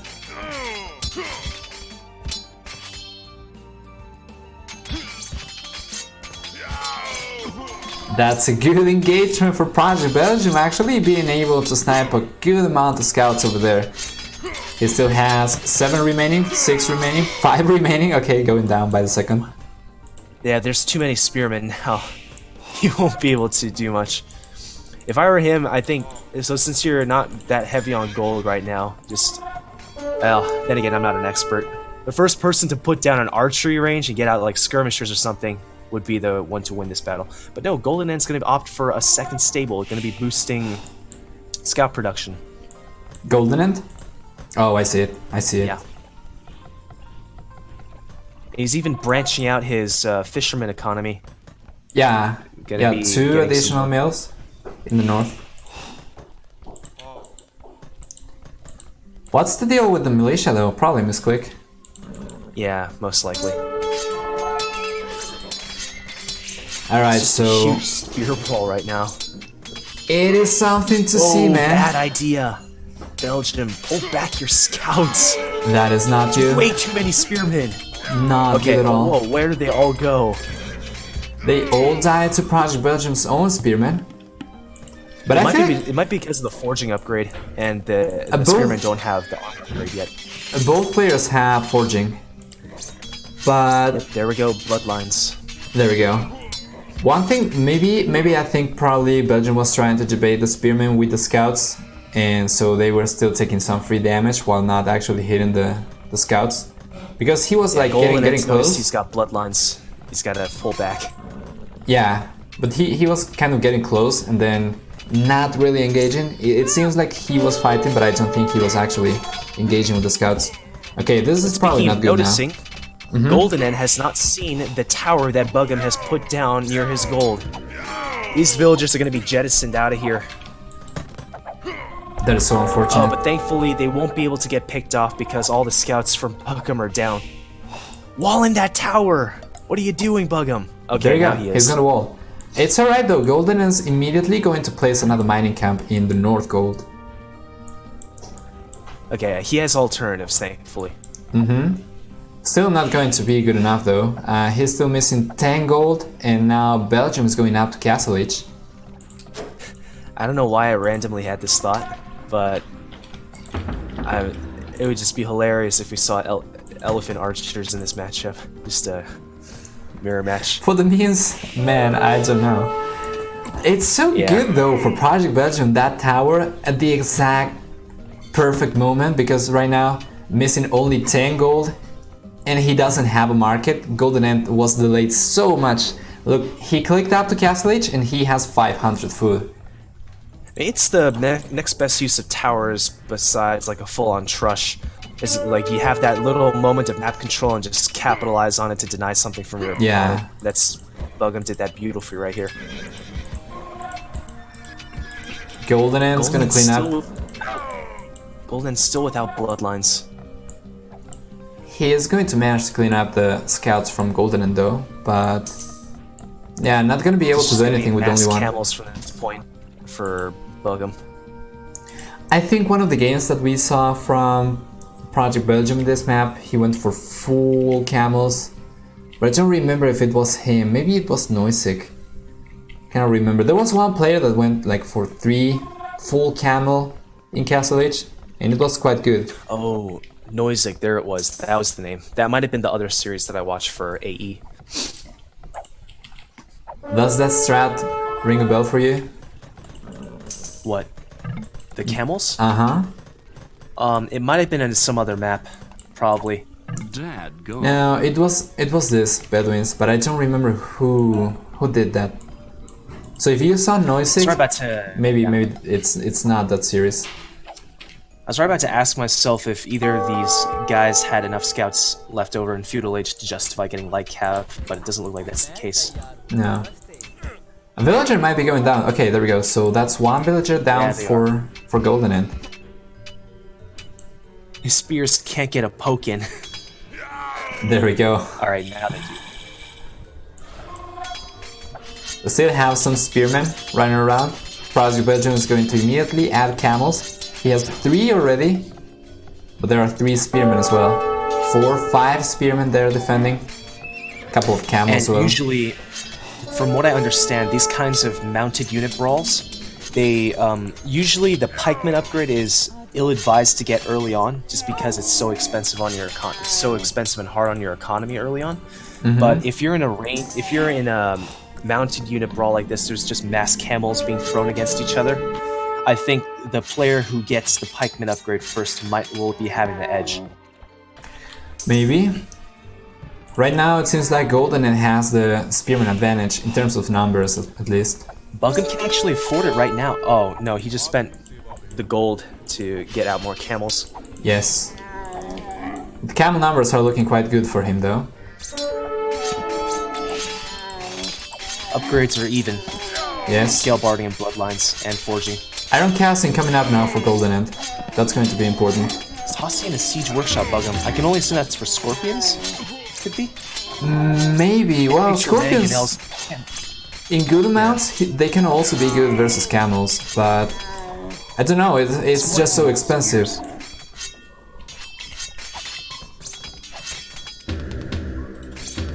And he's just mass rallying villagers towards this gold. He could use a second camp at this rate.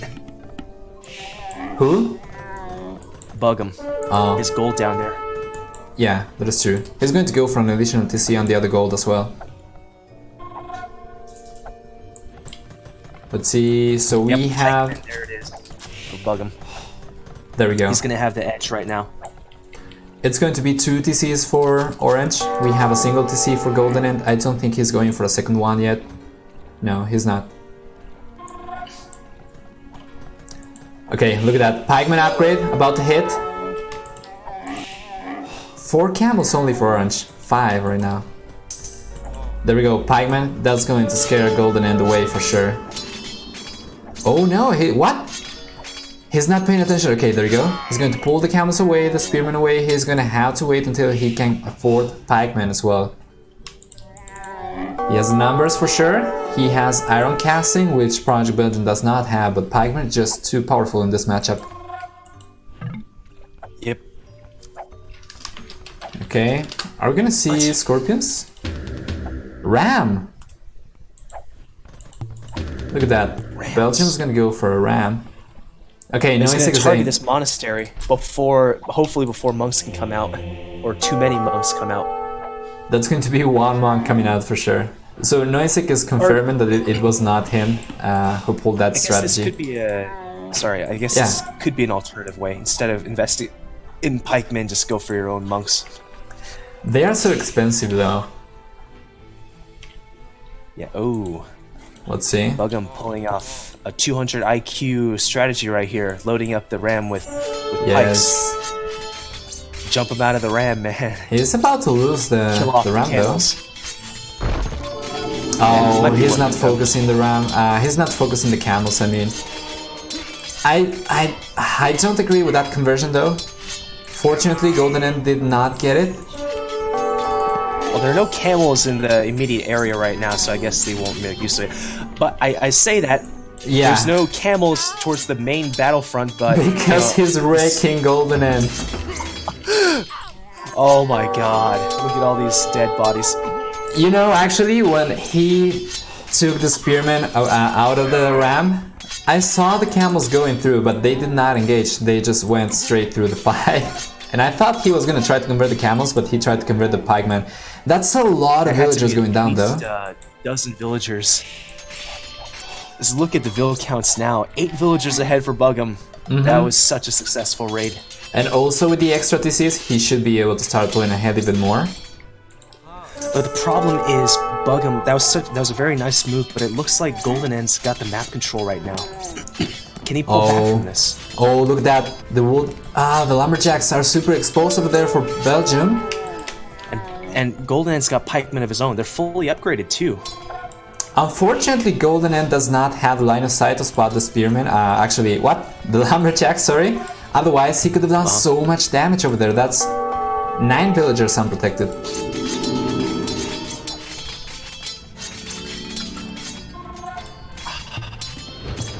Monk has converted one pikeman. It's economy versus military right Yeah. now, and right now I think Bugum needs the military.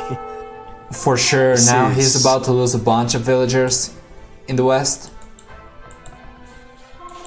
Or maybe not. Okay, he's going to go back. Successful move over here for Project Belgium, debating 7 or 6 camels with a single villager and saving the other 5. Nice tactic over there. He's just all over the place. Like, Bugum can't focus on one particular area. He's going to go for 1 monastery and additional barracks though, and he's going for chainmail armor, so it seems like we are not going to see so many camels anymore. It's gonna be too little too late. You think so? These camels even coming in, gonna try and deny that monastery. It's gonna be double monastery, but that's gonna be denied. Yeah. Oh dear. Let's see. I'm not sure that DC has enough room over there for all the villagers. He's going for the quick walls. Okay. He's going to be fine Basically, over it's a there. situation where if GoldenEnd loses his military, he's dead. But Yeah. if they stay alive, that's not a problem. He needs to keep the advantage here, the military advantage. Now GoldenEnd's camels are going to be trapped inside Project Belgium space. No! Belgium's not going to patch that hole. I think someone in the chat earlier was pointing out that GoldenEnd actually practiced on this map a lot, and I think it's really showing. Well, it seems to be the case. He might lose, Project Belgium might lose villagers over here, but no, actually the camel line of sight is so small. He's missing a lot of villagers. First the Lambert camp, then the gold miners, or the fishermen rather. It's 2 TCs for Bugum versus GoldenEnd's 1, but that might change very soon if this thing goes down. Project Belgium right Start now... asking in the chat. Yeah? Start asking in the chat, why are these plebs making camels right now? It's Indians, man. They're all about camels. Okay, look at that. Project Belgium going with a huge amount of pikemen trying to fight over here. But GoldenEnd has arson right now. He has arson? No, he doesn't. No, He has, doesn't. GoldenEnd has iron casting, but Project Belgium has chainmail armor. Yeah, he's ahead Actually- in the upgrades. Both players have chainmail armor, so it's better for GoldenEnd right now. That's two conversions that are not going to help a huge amount over here. Yeah, I'm surprised the score is doesn't have as big of a difference as like this thing looks like it as the map right now suggests. We saw this. It's so bad for Belgium right now.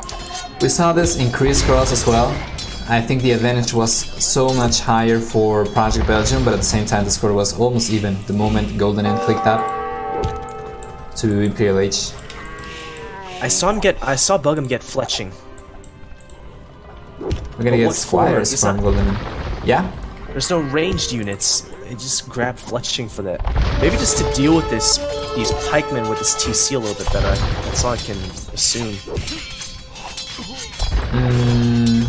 Probably. I cannot find. Yeah, I cannot find any other explanation. I was thinking to myself, maybe the only thing that could save him right now is if he went like mass longswords, maybe mix in pikes with it too. But he actually has the food. He actually has plenty of food for like longswords or something like that to deal with the pikes. But problem is, it looks like he doesn't have much gold access right now. If he had pushed off his gold. If he had the gold though, he's already with 1200 food. Should be able to go up to Imperial H. He actually does have a good saturation on a gold mine towards the south though. Ah, that's quite good. That's quite good. I don't think he's totally out of the. Oh yeah, there he goes. Longswords coming in. Yeah. It's not too bad of a move considering, you know, you have all this food and gold access, and also your opponent overloads on pikes like this. You might as well go for longswords. Now, GoldenEnd has added the second TC himself as well, so if Project Belgium loses his TC, he is going to start losing his advantage, but GoldenEnd is going to click up to Imperial H. Yeah, quite honestly, I was kind of half joking to myself that he's going to go longswords, but here we go, he's going longswords. There we go. His garrison a couple now. He doesn't have a huge amount yet. Problem is, in Imperial Age, Indians will get access to their hand cannoneers. This, I don't want to say this is an GG for Belgium, but I don't think it's going to be. It's looking dire for him. If he's not able to push this attack back, then when those hand cannons come out, it's gonna be GG for sure. Man, be honest, were you expecting the series to be this close? No. I mean, at the same time, I mean, I heard it all throughout the few games that I did watch of Aspiring Experts, where it said some players seem more adapted to certain maps than others, and I think, you know, this is definitely one that GoldenEnd has practiced a bit. For sure. From what I can tell. For sure. Mangonel's finally down, but not before that TC has gone down with it. That's gonna leave Project Belgium with only one TC. He still has 11 extra villagers, but doesn't have the resources to go up himself. He's going to fall behind now. He already has less military units. That's going to be now technology advantage as well for GoldenEnd. Okay, I saw GoldenEnd starting to tech into his own swordsman. Looks like, screw the hand cannons, I'm just gonna go full infantry brawl. Okay, you can do that. Belgium's not giving up, he's gonna go with a forward castle. This will probably still force out a university or something from GoldenEnd just because you want it. He doesn't have the stone for a castle, you'll have to go bombard cannons at that rate. University for chemistry? It's not. Yeah. Okay, there we go. So now in Imperial? Just fast enough to get away from the long swords, so... But, that's all he can do with them. Run. Yeah. There's no way that pikemen are going to be able to fight the longswords. They're probably not going to be able to keep raiding anymore. They're just going to be chased away forever. Belgium's going to be clicking up right now. Oh, nice. That's good. Finally, someone puts down a freaking market. Who has the market? Bogan, right? Yeah. Yeah, he was not gonna be able to afford it otherwise. He's taking the gold over there, close to GoldenEnd's base though, taking good advantage of that castle to get some control. Gold access for P1. Looks like GoldenEnd's gold situation has stabilized somewhat. He's been pushed off the ones in the front of his base, but he still has one in the back. He could use a lot more miners though. For sure, he only has 9 gold miners right now, as opposed to Project Belgium's 27. But that being said, I mean he's going just full swordsman right now. They don't cost that much gold.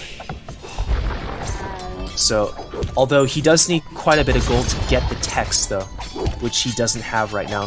He got two-handed swordsman, that's about all he's going to be able to tech into right now. Let's see. Is he going to go for his own castle? There we go. So his counter castle is going to go up. I think the castle should be up before Project Belgium hits Imperial, which means that he might be getting the advantage in terms of turret production. Yeah, should be going up. There's just action all over the map. I love this. Look at that. So GoldenEnd's gonna send a bunch of military units in the middle of Project Belgium's base, who, by the way, just successfully cleaned up all the pikemen in the east area. Now he's gonna have to start worrying about two-handed swordsmen that he's not gonna be able to fight. He's just going to be annoying with these couple of camels that he had left over, trying to raid GoldenEnd's eco a bit. Oh, there you go. Camels are going to go down to 200 swordsmen. And don't quote me on this because I wasn't looking at it, but those camels that he sent forward, now he knows that GoldenEnd had a bit of economy back at this part of their base too.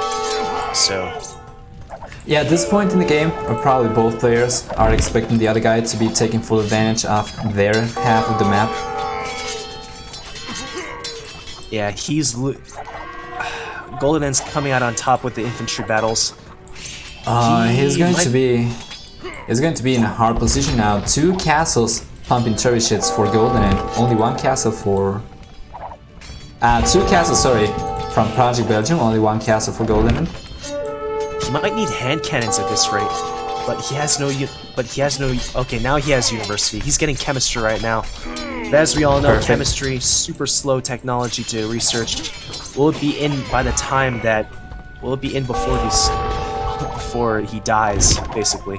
Chemistry is going to make range units and also trebuchets more powerful, but now the 200 swordsmen are just diving under the castle. They're going to take 1 trebuchet for sure. Might be able to take the other one. I'm trying to quick wall. He won't. Not going to be able. Quick wall it in. Not He's gonna going to be lose able the to. trap war. And also, GoldenEnd dived under the TC. Or is it? Typically though? they say if it's, yeah. Oh. If they say like typically if it's like 2 castles versus 1 in a treb war, the one with 2 castles should win. But not if you don't have any units to snipe your enemies' trebuchets. Yeah, that was a very good move from GoldenEnd. Now he's also ahead in villager count, the first time in the game. Ahead in military numbers as well. Overall population higher for him. That's going to be 1-to-1 castle right now. I just realized something. So, Indian fishermen can carry 30 and they work 15% faster. Yes. But what does their carry limit look like after all the upgrades? 47. That's ridiculous. 47. That's after handcart. Wheelbarrow and handcart? Could that be? Let me see. Does GoldenEnd have that? Let me know. 47 is ridiculous. Okay, so 47. Damn. Well, that's impressive if you have to walk distances, but if you are next to the TC, isn't it preferable to have your workers drop the resources faster? Otherwise, you are getting a lot of resources, but once per minute, probably. His castles are GG. Yeah. But he has the hand cannons out. He needs the numbers, though. There's a lot of 2-handed swordsmen here, soon to be champions. This is gonna His be the remaining GG. longsword is going to act as a bit of a meat shield to try and hold off these 2-handed swordsmen while the hand cannoneers fire from back. But he doesn't. I don't know, He's man. being overwhelmed. I don't know. There's only 5 hand cannoneer. He's going to lose access to this gold. He's going to get overwhelmed here, so he needs to go back. Probably place the hand cannoneers in between the archery ranges or something. More panic archery range is coming down, but I think it's too little, too late. Oh, Bugga might be able to do something if he goes into like these ponds, like the inside of these ponds. There's like choke point. Yeah. He's doing a good job over there, trying to squeeze the hand cannoneers. He certainly has the resources to go for more, spamming more farms, but this is... Oh no. Champion now? Okay. Yeah. Belgium's gonna call it GG. This is going to be the equalizer once again. We're gonna have a total or a partial score of 2-2. And we're gonna have at least 7 games. This is looking quite good for all of us. Yeah. These guys are pretty evenly matched. Or they do seem a little skewed for some maps, but others they either are skewed for the other player or at least they're evenly matched on them. Do you want to go? I think it just much like with Continental, I think it was very much the snowball effect where once GoldenEnd had the bit of map control, he just never gave it up. Yeah, that is true. That is true. Do you want to go through the achievements? Oh, I actually clicked out of him. Ah, it's a bad habit of mine. Alright, so I'm gonna go through them quickly. KD, actually kind of even for both players, a couple of conversions over there in favor of Project Belgium, which means that GoldenEnd actually lost more units than Belgium killed. Other than that, eco scores higher for GoldenEnd all over the board except for Stone Collection, which was higher for Project Belgium, which is quite surprising as well. And it talks about the effectiveness of GoldenEnd's military use, because even though Project Belgium had more villagers for longer in the game, he was not able to collect so many resources. GoldenEnd was just denying the eco so bad. It's a bit of a confession for me. All these games, I just clicked right out of the game without looking at the achievements. Yo soy idiota. Yo soy idiota. That's good, Spain. Perfect. So what? Okay, can you see now why it's called Two Rivers? Oh yeah, now it's coming back to me. Well, in my opinion, this map should be either called Two Lakes or the Pause map. Yeah, I think lakes is probably a more apt name for it because rivers are supposed to just stretch onto the edge of the map, I think. In the Pause map, we apparently are going to be seeing a lot of pauses. Or maybe they should just name this map Equals or Equal Sign. Equals? Alright, it depends on how you look at it. So what are we gonna see here? Hans versus Malay. Oh, Malay are quite a common pick over here. But it's weird, we have seen in the past this map can come in many different configurations. One thing that you can see different is that you can have both lakes leading to one another. This time around it seems like both lakes are separating the players.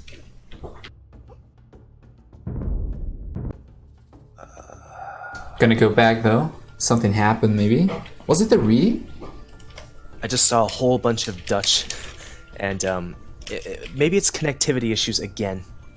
Probably. I don't think it was a re. Connectivity has been an issue for this series. At least in Bedouins we had a lot of stutter. Mem said it's terrible to watch, seems like a Chinese game. Oh, Bagon picked the wrong civ. Makes sense. Yeah, because they both use Hans, they are not supposed to repeat. I didn't catch that. Oh, I see. Yeah. Guess they don't really take. I guess they don't keep track of their own civ drafts. I see. So for the chat, yeah, the giveaway is still going. You have to type !raffle and you're gonna be in. Alright, so both of them picked Huns, so it's not. So that's off the table for both players. I think it was Malay versus Hans. Could it possibly be a Malay war? I think Another so. mirror war. Malay are quite common here. We have seen in the past a lot of Japanese, Italians, you know, the usual. I think we are probably gonna see Vikings in Saltmarsh. I don't think we're gonna see Vikings here. There's a lot more potential for longboats in Saltmarsh. Sorry, what? From what I understand, Saltmarsh, the new rendition of Saltmarsh with the expansions, it doesn't really have that much fish, if any at all. There's like, I see like maybe 2 or 3 deep sea fish in there, like the whole water. Yeah, yeah, that is true. So That is true. Water, I'd say, is typically not worth going for the fish, but probably worth Exactly. going for if you wanted like bada boom. Exactly. Demo Yeah. shots. We have seen a lot of that. We have seen a lot of Vikings in Salt Marsh exactly because of that. As a matter of fact, all of the Salt Marshes maps that I have casted, all of them have had a single fish, one deep fish in the whole map. Yeah, the AOC Salt Marsh was different, where they had that too, but there was a possibility for like other little like ponds or like rivers to spawn towards the back of a player's base, and that had a ton of fish in there. That is right. So it's going to be Malay Mirror. Do you want to introduce the players and the saves, and I'm going to do the maps? Oh, sure. Oh, this Okay. must be the other variation you were talking about, where it's Yeah. just a straight line down. This is the one I think I saw in the with Noisic, I think. Do you think this is the one that should be called the equal map, or do you think this should be? I mean, it looks A like an equal pause. sign, however you look at it. or that's Can a be good pause question. as well. Could be pause as well. Yeah. All right, so you said introduce the players. Sorry. Yes, yes. Please. All right. All right. So to the left corner of the map, or south, depending on how you want to look at it, we have in the blue GoldenEnd playing as the Malay, and we have Bugum on the right-hand side of the map, in the orange playing as the Malay as well. And I'm trying to introduce these guys when GoldenEnd decides to run his scout underneath Bugum's TC. I mean, there's not really much to say if it's just a mirror match. I guess just describing Malay would do it. Malay just considered like the second best water civ probably. Although I think some other ones like Japanese or whatnot might have something to say about that. But Malay, very strong water civilization. The lightning fast uptime can really help you get up to feudal age quickly to get out your first ships.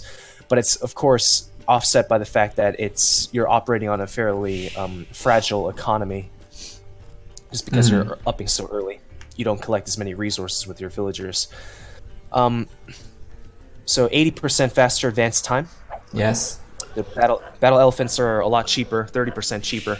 I'm not too sure if those could be used as like a rush or something. I haven't seen this map again too much. And I certainly have not seen a Malay mirror match on this map very much either. So I think really anything's possible for me. I have seen the Malay here. I don't think I have ever seen elephants, unfortunately. Probably too much of a... Yeah, it's... since they are usually spawning so far apart, they either have to go for the stables forward or taking the elephants all the way there. It's probably not ideal. Or yeah, just forward them, yeah. Yeah, not much else to say, I guess. There is a very something else missing. important bonus for water. Oh, yeah, And yeah, fish the reason you traps. want to get water control for in the long term. Thing is, the fish traps I think are more of a late term thing, long term thing, because there is a good amount of fish in the sea. Yeah. There's no reason to go for like fish traps like super quickly. So yeah, the bonus for the fishing traps or for the fish traps is that they are cheaper, 33% cheaper, and they provide unlimited food. But yeah, it's most likely a late game thing. That is beautiful right there. The dock line of sight team bonus. You can see if you put on Fog of War, the dock that bug. That is quite good. Down. It's like I can see clearly now. Oh, the villager is going to go down to the boar? No! Actually, the scout was blocking the boar over there. He lost the scout over there. GoldenEnd not getting what he That wanted was to. not worth it, Golden. Something else to mention about Malay, probably the castle unique tech. Thalassocracy, yeah. Yeah. So it Not too turns... sure how useful that's going to be here. I have seen it more in Continental and I have seen it in Saltmarsh. But it could be probably useful here if you want to defend the middle, since if you take control of both ponds, then you can probably get good control of the middle, and the range is quite good. Try like a harbor rush if you wanted to. Yeah, as well. Like, So for anyone who does not know what Thalassocracy does, it turns your docks into harbors. Harbors are a new building for the expansions that they shoot arrows, so they are like water towers, kind of. Yeah, pop capped. Yeah, this is a civ draft, so they choose the civs that they want to play with, and also they ban 2 civilizations each for their opponents. That is correct. The bans for these players has been, as you can see over here, Project Belgium has banned Chinese and Spanish. Chinese banned for both players, and GoldenEnd has picked Mayans. The reason for that, the reason for banning Chinese so consistently is because when you start in Double Arabia, you start with more villagers. When you start in Bedouins, you start with more villagers as well, and that can be super bad if you are not playing Chinese, so both players ban in the same civ. I wonder, what do you think about the possibility of including default bans in a tournament? So something like you have 2 bans, but there's a subset of civilizations that are already not allowed to use in the tournament or to use in a given map. I mean, if a civ is so clearly OP that they need to be banned, like, by all means, freaking ban them.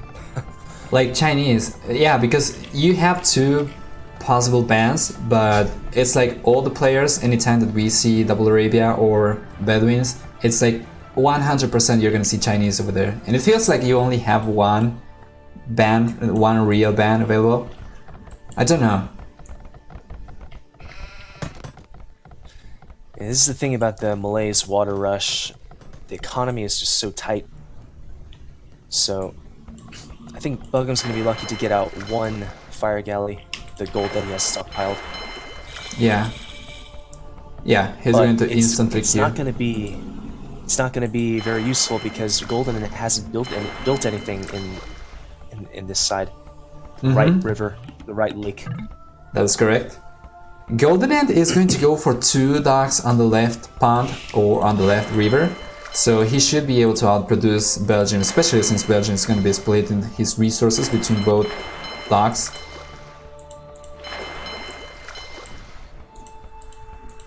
Should be going in favor of GoldenEnd over here.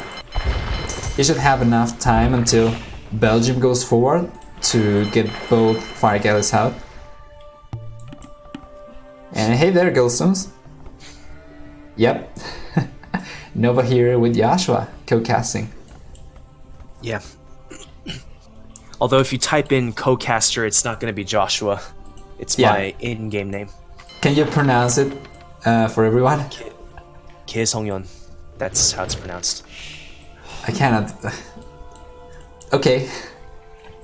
I trust you. Just Yeah. try I'm just gonna call you Yes, Mr. I'm G. Korean. I know how it's supposed to sound. There we go. Oh, look at that. Belgium might be able to deny the dock over here.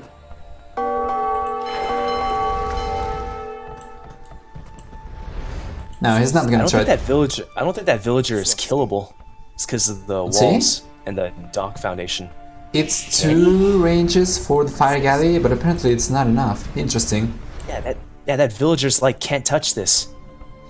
Look, it's This very. fire galley can't kill it. It's very convenient because both players are going aggro in the wrong pond, because Project Belgium's eco is on the right river. It's not gay. It's Kie. It's like G-Y-E. That's kind of like, well, it's how it's supposed to be spelled out in English, but it's not perfect. Korean has a lot of sounds that English doesn't. Yeah. Pop capped.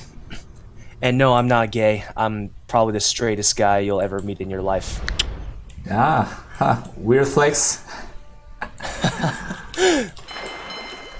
Fish and chips are looking better for Project Belgium now. He has 2 additional.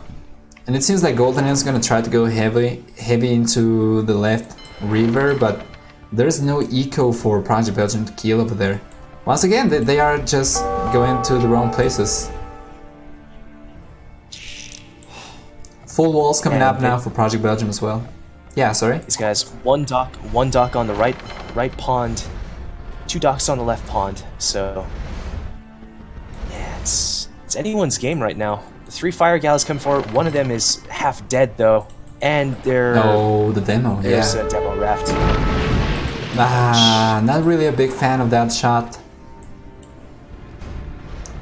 If GoldenEnd was like a second later and noticing it, though, it would have been a good demo shot, though. But he pulled back just in time. He still took like a decent amount of damage on one of them, though. On another one, besides the one he sank.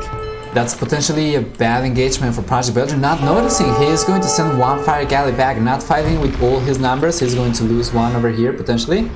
And the demo over there. Decent shot, not the best, but decent shot. It's going to be 3v5 right now. A couple of those are low HP for Project Belgium, of course. 2 are borderline dead at this point. He's gonna have to repair it. Yeah, it looks like GoldenEnd's pretty much lost control of the right-hand side river. Right river. Oh, look at that though! 3 demolition rafts coming up for GoldenEnd. This could either be really good or really bad, depending on how he decides to blow them up. If we judge by the past games, I would say probably really bad. But that's good. That's one good. Oh my god, that's fantastic. Oh man. Oh my god, GoldenEnd proving me wrong over here. Yeah, Belgium's attention is too divided. Yeah, Belgians, trying to get rid of the dock over there on the right river. He's still gonna manage to clear that up. Yeah. He's gonna eke out the victory still. That's amazing. You know, don't waste your down rafts there. That's one thing that I remember about GoldenEnd in the past games. Like he probably struggles to balance properly the demo. Ram him into the fishing ships. He should. Oh my god. Oh, the other one. Position, that's so much better. Oh my god. All the fishing ships going down. 0 fishing ships now for blue. That is so good. Between the two. Oh dear god. Yeah, now the right hand side dock is going to go down for GoldenEnd as well. He's gonna have to commit to the left one.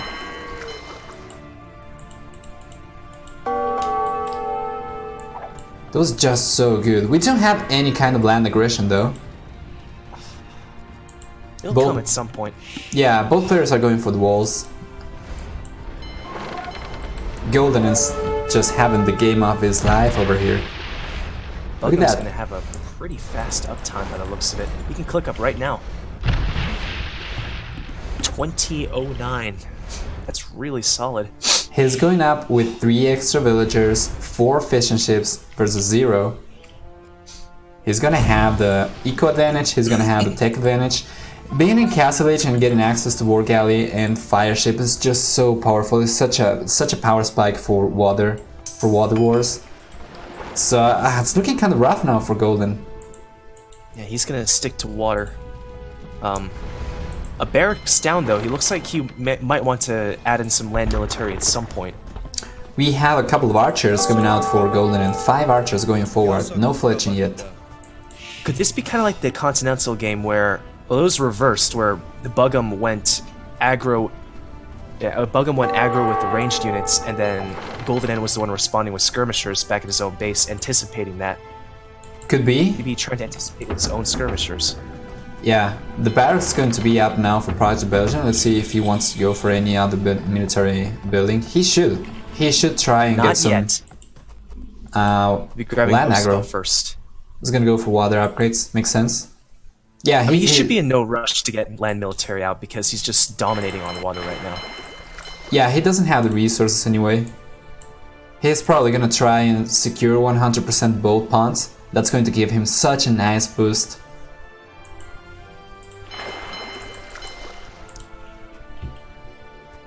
Oh no, oh look at that, GoldenEnd's going forward and just the moment Project Belgium deletes 1 palisade wall. Did Bugum just lame that farm? Where? Though that dirt patches right above GoldenEnd's TC? Might have. I don't know. Scout's gonna die. Yeah, Scout's going to go down for sure. We have a couple of archers inside. Let's see, Project Belgium is going to move a crap ton of villagers. Once again though, archers without fletching, we have seen this already in the past, not gonna be so effective. at most gonna get one villager. He's going to cost some idle time, but getting the control of both pawns means that he can afford to get some idle land eco.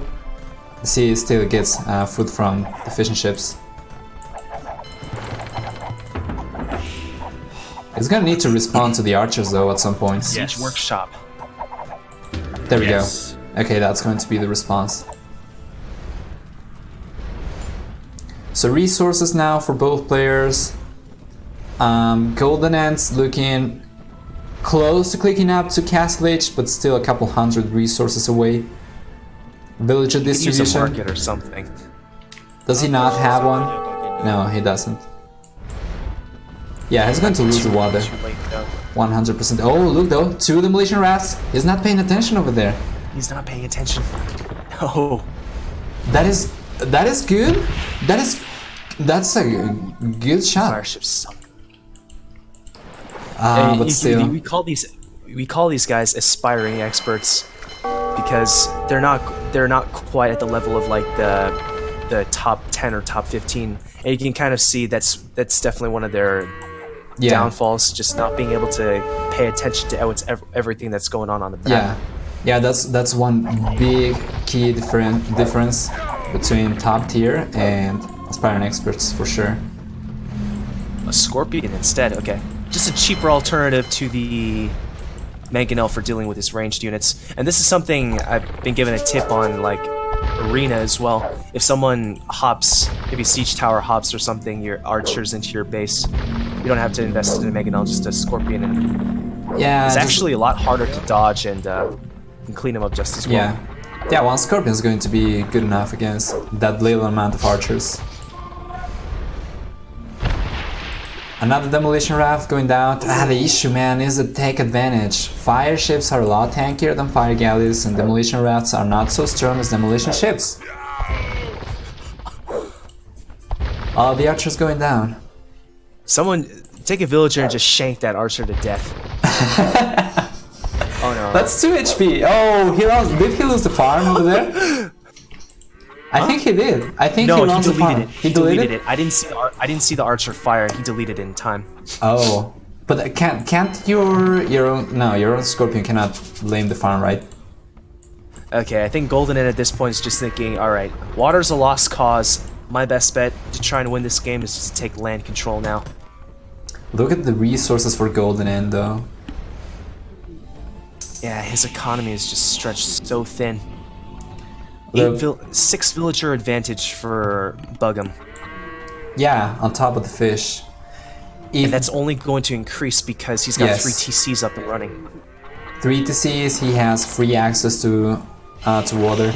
If we take a look at the total amount of resources collected all throughout the game, there's 1k extra food for Project Belgium, there's 1k extra wood as well, and GoldenEnd has been collected 1k extra gold.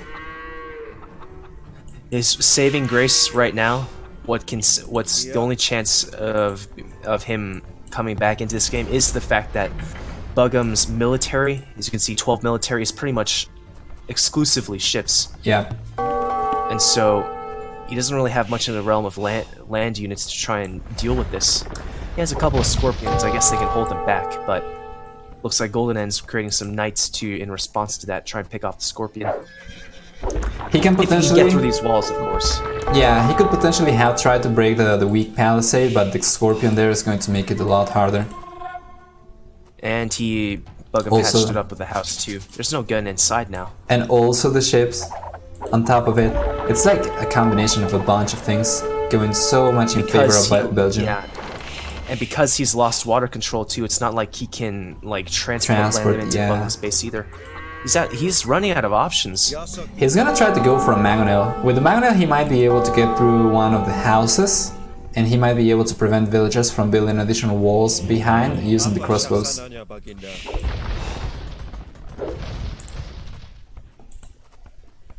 At this point, I think GoldenEnd can stall, but I don't think he's able to win this. I'm not sure about the positioning of those crossbows. Okay, he's going to pick one villager, but he's still actually 17, 18 villagers behind. He's still only on 1 TC. He's gonna try and go full aggression. I'm not sure this is gonna work. 4 monasteries, GoldenEnd. What is wrong with you? 4 monasteries? He's out of his mind. What? He might be trying to go for the relics. Is he gonna really try to go for...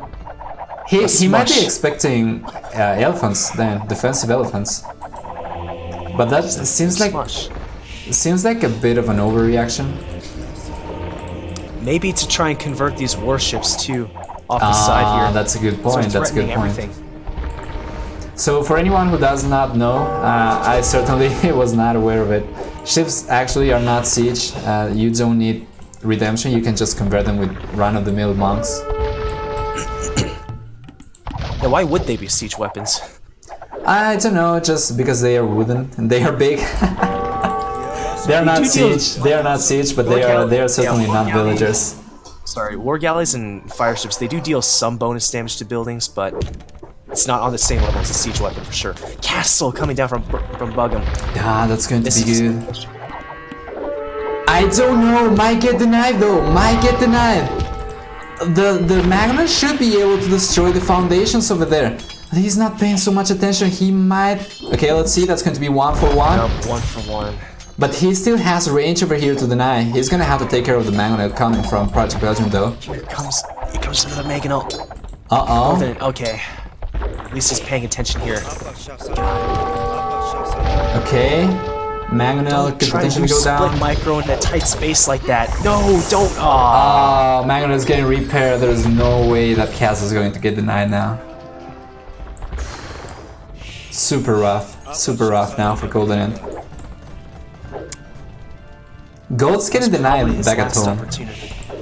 Oh, GG has been called. Look at how the war galley was denying the gold over there back at home. He really didn't have a lot of choices. Alright, so score right now is going to be 3-2 in favor of Buggum, Project Belgium.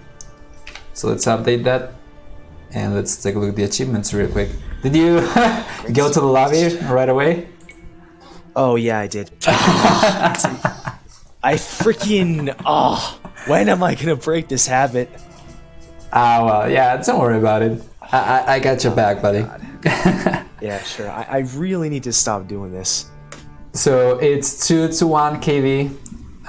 Yeah, it only goes to show how good of an engagement Project Belgium is taking, how good engagements he's choosing to take rather. Good decision making probably as well, army composition quite solid for him. Eco lead all over the board, a little bit more, actually a lot more gold collected for GoldenEnd. But yeah, not gonna be enough to offset the huge eco lead that Project Belgium had. Faster fuel and castle each time, yeah? Could these games be having the achievements there? Oh my god, we're having some issues. Did not hear anything. Having issues. Could this game be what? No, it's like could this game be on Voodoo's archive so I can look at the achievements there? And they are. I just looking them up. I can just look at the achievements here. Yeah, they are. Oh, yeah, really? My bad. There we go. Sorry. So, okay, I'm gonna introduce the players. We're gonna see Project Belgium playing with Spanish in the north, playing orange. We're gonna see GoldenEnd playing with blue in the south, playing Mayans. So in this map, Valley Fort, you start with the palisade walls, you start with the castle, it's played as a regicide fortress, that's also why you start with the king. And it's very, very common to see late game civilizations here. So you're gonna see Spanish, you're gonna see potentially Mongols, Mayans. This time around it's going to be Spanish versus Mayans. But yeah, bonuses now for both civs. Mayans start with 1 extra villager, but they get minus 50 food. Their resources last 15% more, but their villagers, their farmers work around 3% slower.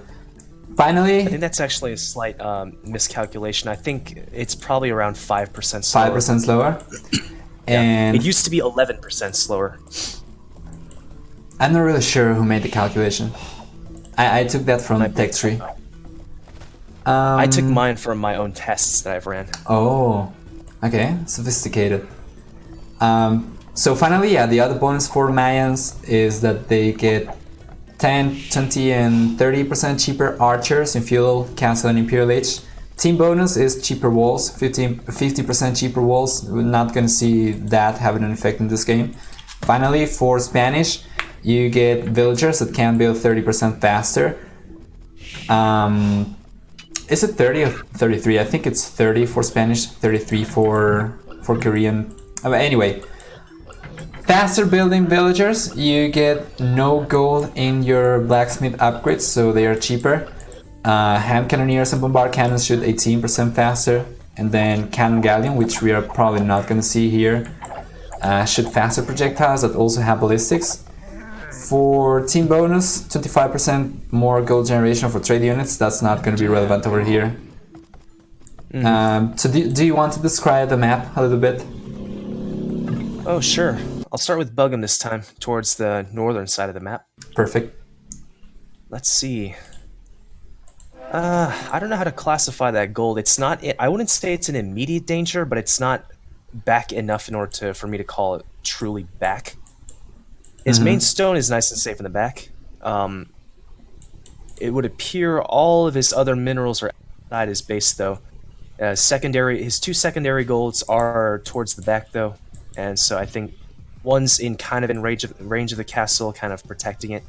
So I think those will be safe to take. His other secondary stone outside, just to the east of his main stone, of his main gold mine. Sorry. So overall, not a bad map. And he is Spanish. In arena type maps, even though this isn't truly arena, Spanish they're not too shabby of a civ on those because they've got a great late game tech tree. They've got fantastic monks if they want to do that kind of push. But against a meso civ, that's probably not a good idea. But they at least do have that option. And really, they don't really have much of a weakness in this type of map just because they can really adapt to any kind of whatever their opponents throw at them. For Mayans, GoldenEnd civ, again, just a traditionally strong civ, although I wouldn't say they're quite as strong on closed types of maps as they are on open. Just because... it's more like my arena kind of standing coming in. Typically, from what I can tell, a strong closed map civilization seems to revolve around three things: monks, the late game, as well as the boom, like the mid game boom. Mayans, they don't have very good monks. Their boom is, I guess it's okay. I mean, they have a good mid game economy. It's just food is the most important mid-game resource to be generating, and because their farmers work slower, it really can add up. Right. If you don't manage your economy properly, you could find yourself behind a little bit. So Spanish, it is compensated a bit by their strong mid-game though, because oftentimes you see Mayan players take map control with plumed archers. That could be an option. I'm not sure about this. The matchup between conquistadors and Plumed Archer is probably going to go in the way of conquistadors. So what is it? Glockin, if you're still in the chat, you're pointing out in John Slow's Discord channel that quote-unquote Mayans rape Spain especially because plumes are, you have the luxury of getting ballistics for them, whereas gunpowder units like conquistadors don't have that luxury unless you're Portuguese, but even then Archivist is an Imperial Age technology, so it won't work there. So yeah. Oh, that's a good point. So what is it that you don't like about Mayan monks? Well, you can't really push well with monks because they miss redemption. the critical technology redemption. Yeah. But again, I don't think we'll be seeing monk play very much here because the games that we have seen here between Plumed Archers, or rather between Mayans and Spanish, have gone in the way of Spanish. I'm not sure about this though. So yeah, sure, they are very strong in open maps because you can raid with the conquistadors, you have the mobility, but the palisade walls are not particularly strong. I don't think they're going to be a good defense. What do you think about that? A palisade wall is not going to cut it, especially because these guys are going towards village ASAP right now. Yeah. And so really anything they make at this point will just bust through those palisade walls really quickly. Yes, that is true. Also, for anyone wondering why they are going up so fast, you start with more villagers here. I think you start with 12 villagers or 13 villagers instead of the usual 3. So it allows you to go for very fast castle age. Especially with the walls as well, you don't have to worry about field aggression at all. The militia though.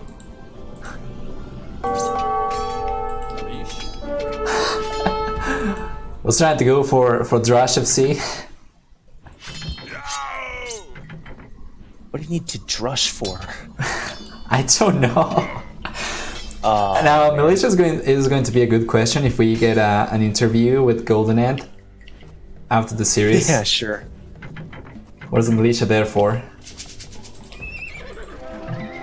So yeah, Castle Age is now here for GoldenEnd. And Project Belgium as well, gonna go instantly into Conquistadors, Bloodlines. GoldenEnd's gonna go for Bodkin Arrow, gonna start massing Plume Archers himself. Oh, the only reason I think I can see him having gone militia is because he noticed all these deer outside kind of just dying off, and so he's like, "Oh, Gonna try and lame? Probably out here.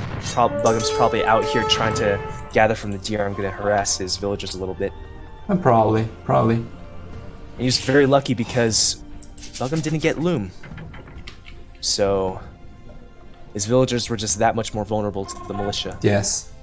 Well, KD right now is 2-1. Probably one of those was a villager for GoldenEnd. I'm not really sure. I don't think so though. Yep, here come... And Noisig was pointing out in the chat that he feels plumed archers are better than conchs. In many respects they are because, well, conchs have the durability and they have the massive attack strength. The plumed archers have the cheapness because they only cost wood and gold. Two resources that are not as important as food as is in the Castle Age, and Conquistadors cost a metric fuck ton of food. Yeah. 60 food a pop. For Spanish, we have seen this map a lot going for 2 TCs in Castle Age. This time around it's not going to be the case for Project Belgium. He's going to try to go full aggression. As we can see, he already got 1 Siege Workshop up. Mangonel already there. A couple of Conquistadors as well. Some defensive monks to try and hold off the Conquistadors. Of course, mines, again, don't have redemption. No chance of converting the Mangonels, so he's going to have to micro like a madman with these plumed archers to try and take out the Mangonels. Yeah. Fortunately for him, it should not be so hard as with regular archers. Of course, plumed archers are really quick. Yeah, they are, but, you know, micro is a thing, attack ground is a thing. There we go, there we go. Taking out the monk first. Should be going down. Yeah, Mangonel is going to go down for sure. Villager is going to have to go back now. Yeah, Villager did not make it there on time. It's going to be usually the problem with gunpowder units when they're up against archers is that they have very high attack, but it's not high enough to cleanly kill the archers without a ton of overkill. I think we're kind of seeing that in action right now. Now, Conquistadors, if I'm not mistaken, they only deal... actually, sorry, if I'm not mistaken, they are 50% accurate, right? At max range. So you need to really get close in order to guarantee the damage. They're 70% accurate. 70, okay. Or is that for elite? They're fairly accurate for... actually, maybe it was 65 for regular and 70 for elites. That might have been the number. No, this is a good engagement for him, though. Yep, it is 65 for regular, 70 for elite. Okay. That's right. Yeah, that is not bad. The thing is, even that number is a little deceptive. That's just the accuracy on paper. When you actually put them in practice, they can actually be a little... Yeah. So I wouldn't be surprised if it's something more like 75, 80% accurate. Yeah, because I think that accuracy is for max range. If you get a little bit closer, it's going to be higher. Certainly, if you are at melee distance, you're shooting at point blank, it's probably 100%.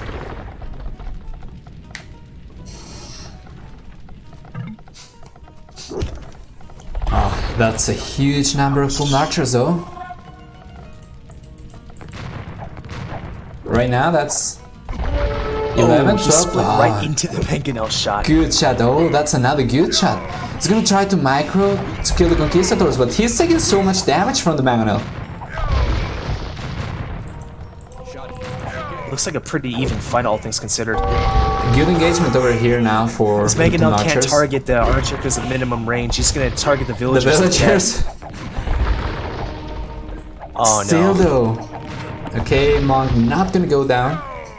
Mangonel might be going down now to the villagers, but Project Belgium being on the offensive, actually behind the villager count, even after killing a bunch of villagers over there. Really struggling to keep production over here of conquistadors and villagers. He's gonna start adding farms now. And Yeah, that's the downside, yeah. because they just cost a lot of food. GoldenEnd, on the other hand, still sticking to 1 to C. It would be so funny that if Bugum just built some siege workshops out here, massed up a ton of rams, and just charged straight for the castle and just try to kill the king. Can you imagine? Yeah. The villagers would probably not allow that. Probably would only cause some idle time. I mean, if he has like a dozen rams attacking it, the villagers aren't going to be able to kill the rams fast. They're not going to be able to destroy the That's a rams good fast point. enough. That's a good point. And it's actually, I wouldn't rule it out completely, just because it happens a lot when your opponent has like a ton of ranged units around, and like plumed archers, ranged units, they're not going to do anything to the rams. So you might try to take advantage of that. I've lost games that way. GoldenEnd's going for stone walls though. He wants to be super safe. What is he gonna do? Is he gonna try to push for Imperial Age? It doesn't look like he is gonna be able to afford that anytime soon. It's not too bad for the mines because they do get the cheaper walls. Yeah, that is true. So we have 5 plumed archers forward from GoldenEnd going towards Project Belgium's eco. He might be able to snipe a village over here. Almost getting one. He's going to deny the wood though. Bugum still doesn't have loom. You really should pick that up at some point, man. That is right, he doesn't have loom. He should have lost the villager over there. That was 5 plumed archers. Do you know what's the accuracy for plumed archers? 90% for regular before thumb ring. Right. So they obviously go to 100%. Yeah.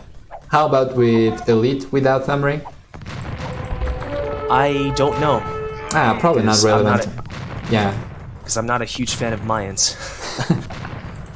Okay, this engagement, a bunch of conquistadors versus a bunch of plumed archers. Oh no, sorry. It's 80 and 90%. 80 and 90. Where did I see 90%? Guess I was thinking maybe the arbalest for 90%. It's the same as the crossbow and the arbalest. Well, actually, no, the crossbow is slightly more accurate, 85 compared to 80. But yeah, it's not a huge deal. Okay. So the plumed archers forward from GoldenEnd did end up getting cleaned up by the conquistadors. They were Conquistadors have +2. Yeah. +2 defense now. This is where it gets really tricky for ranged units. They on paper are supposed to be a good counter to conquistadors, but if they have enough numbers and the right upgrades, then they're really hard to take down. It's super tricky. So for plumed archers, they are dealing 7 damage right now. The conquistadors have 4 pierce armor, so that's only going to account for 3 damage, right? Actually, yeah, 3 damage. That is not The good. great equalizer at that point will probably be a university for ballistics. Yeah. But he doesn't have the rest for that. Yeah. Belgium's gonna go forward from the other side now. Is gonna start denying the gold a little bit over there. Might be able to break a palisade wall.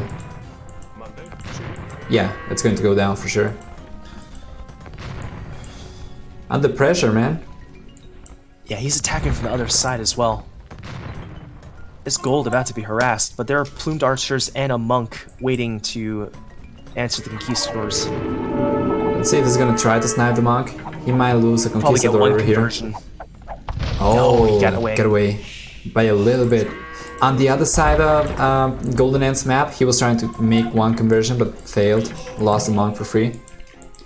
Curiously, both these guys are only on 1 TC. I was expecting one of them to switch to 2 already.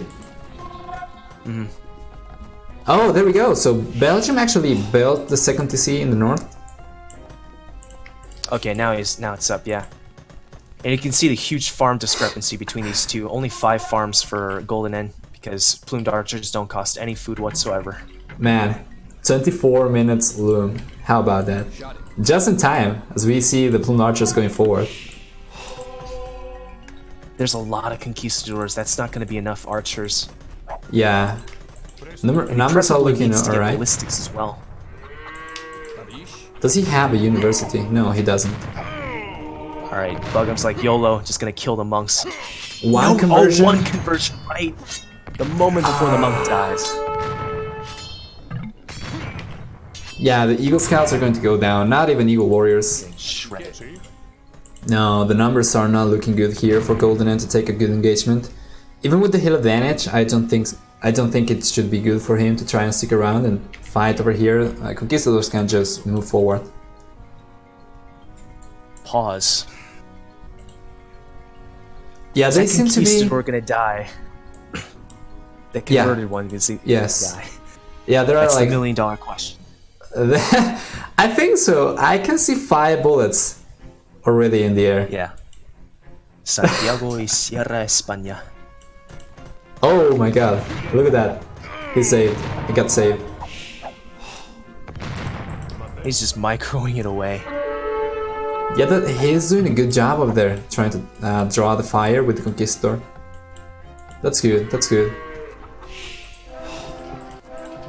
Still though, constant Conquistador production now for the Spanish player, keeping both TCs working. He should be able to catch up in villager numbers.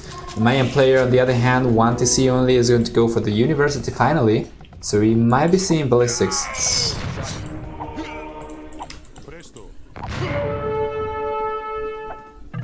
Dude can see bullets in me there, I can't even count how many conks there are. Well, there are right now 7 over here. 6, yeah, 7 now. Well, 8 if you count the converted one, I guess. Yeah, they're having... they must be complaining about the lag. Yeah, I think so. They seem to be having connectivity issues. Gonna see a siege workshop, defensive siege workshop coming up. Yes. So, yeah, I'm not gonna be able to translate that. I saw...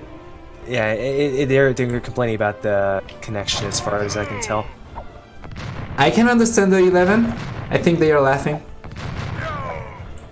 I saw one word that caught my eye was Ixin from Bugham, the first line he wrote, if you look at the chat history. Man, GoldenEnd has just lost 3 monks over there without getting a single conversion, even when the conquistadors are scattered like that. He's going to send another one, but that's a lot of gold that he is investing. Look, take a look at his resources. They're not looking super strong. He's really struggling now. Yeah, what happened? I thought the Mayan economy was supposed to be top tier in the mid game. He's just not doing a very good job managing his economy. Well, what happens is the KD. Take a look. 7-3. It's like almost 2.5 times in favor of... Now, I mean, granted, conquistadors are a lot harder to kill, but still, that's steep. That's a huge discrepancy in KD. Conquistadors and Manos seem to be just such a weird thing for Mayans to try and deal with. Cannot really convert the Magna, needs to be microing the monks, needs to be microing the plumes. Now, one monk has gone down. Kill your conquistadors. He named his own units. The other monk went down. The other monk went down. That's a lot of gold going to waste. Now the plumed archers took a full shot on the face. Oh, and the complaints about the lag. GoldenEnd is going to call it. GG. That's very unfortunate. But super well played over there by Project Belgium. Can't really take anything away because of course the lag is the same for both players. Who do you think probably, quote unquote, benefits more from the lag? Probably the Spanish, right? It makes it harder for the plumes to, for the plumes to micro. Because plumes after the ballistics, well, that too, and the fact that ballistics should give them the accuracy edge over the conks. Let's see. If these guys didn't know any better, they might be trying to accuse the other of like sabotaging their chances to win. So yeah, GoldenEnd left the room. They're gonna try to reconnect now. I'm not sure if they were having fast proxy issues. I don't think so. They need to. The guys need to restart their routers or something. Mm-hmm. Oh yeah, Bug'em read my mind. Did you go straight to the lobby? Yes, I did. Don't worry, I'll flip up Voobly. Alright. Okay. I'll flip up Voobly. Hell. Let's see, GoldenEnd, spot 24 matches. Oh, Ornlu, man, thank you so much for the host. 59 people, welcome everyone to to the stream today. We're gonna finish casting Aspiring Experts final. We are already 6 games in. We're gonna have at the very least one more game, potentially match point coming up. Wait, Ornlu went offline mid tournament? Mid tournament, I can only assume he has somewhere to be. I can only assume he has somewhere to be. Yeah, I think so. He's quite committed otherwise. So yeah, we were going through the achievements right now, and oh, by the way, to all the new viewers, exclamation mark raffle for a chance of winning 3 months of Platinum Voobly Premium, and also $50 in cash. Not too shabby. Exclamation mark raffle once again to everyone, so join now. Okay, he had class. A booty call. Come on, man. Maybe he was hoping for the series to be over before he had to go to class. Yeah, probably. A lot of people was not expecting that the series was going to be so close. So yeah, do you want to go through the achievements? Yeah, sure. We already covered the KD. I don't think there's much else to be said about that. Yeah. Military score. So 1.3k score lead for Bug'em by the end there. Yeah. Only 2 converted units. Wow. Considering the number of monks he made, that's a really bad trade for GoldenEnd. How many monks did he lose? Like 10 probably? Probably not that much. I'd say at least a half dozen. Yes. And they just didn't pay for themselves. Yeah, over at Project Belgium's base, I saw like 5 to 6 for sure. I'm not really sure about the rest of the game. Might not be surprised that it was 10. It's a combination of solid micro from Bug'em's part, avoiding the monks, but also some unlucky conversion RNG for GoldenEnd. Yeah, for sure. Okay, so the next game is going to start now. 7th game of the series, so potentially 3 extra games after this. Of course, the mainstay bonus of the Berserk. I'm just looking at the Berserk icon for the Vikings. I think subconscious Berserk for the Berserks. No, mainstay, the most famous bonus for the Vikings. Obviously, the free wheelbarrow and handcart. Fantastic Good economy stuff. boost. They're one of the civilizations where when you end up playing them, you notice by the mid game you just bank up a ridiculous amount of food, especially if you go like crossbows and stuff. And their infantry also get staggered 10, 15, 20% more HP in feudal, castle, and imperial age as well. Yes. It can really help out. Well, really everything. Their champions, their pikes, which probably won't be seeing too much of because Viking cavalry is... Yeah, I have no words to describe Viking cavalry. The only civilization in the game that can probably compete with Malay in terms of the quality of their cavalry. That is complete shit. At least Malay get cheap elephants. But yeah, no husbandry, no bloodlines, nothing. So bad. And so yeah, I think, but it can definitely help out like the Berserks especially. I'm wondering if this game, if it goes late enough, it can just evolve into like a full Berserk war. Because Berserks are really good in the expansions now. I see them in action. I just think, oh, these guys are just these guys don't look like they're anything special.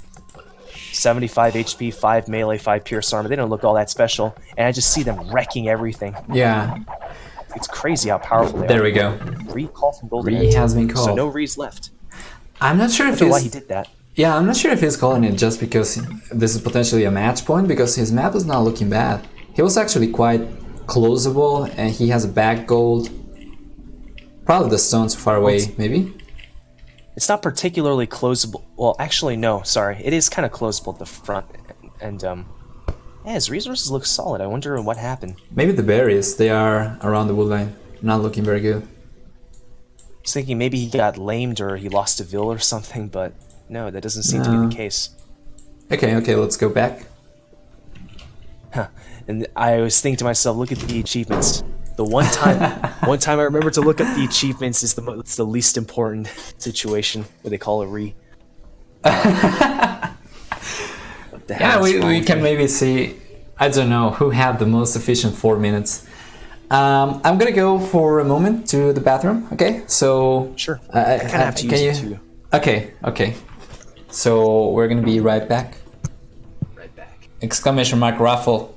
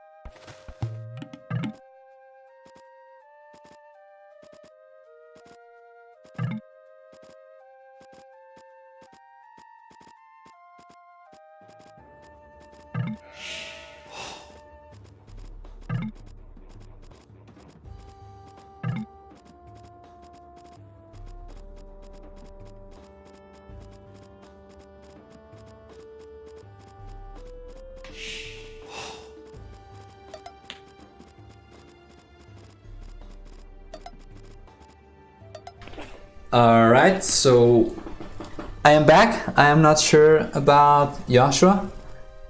I'm here. Oh, okay, perfect. Alright. Game started a bit. Yeah.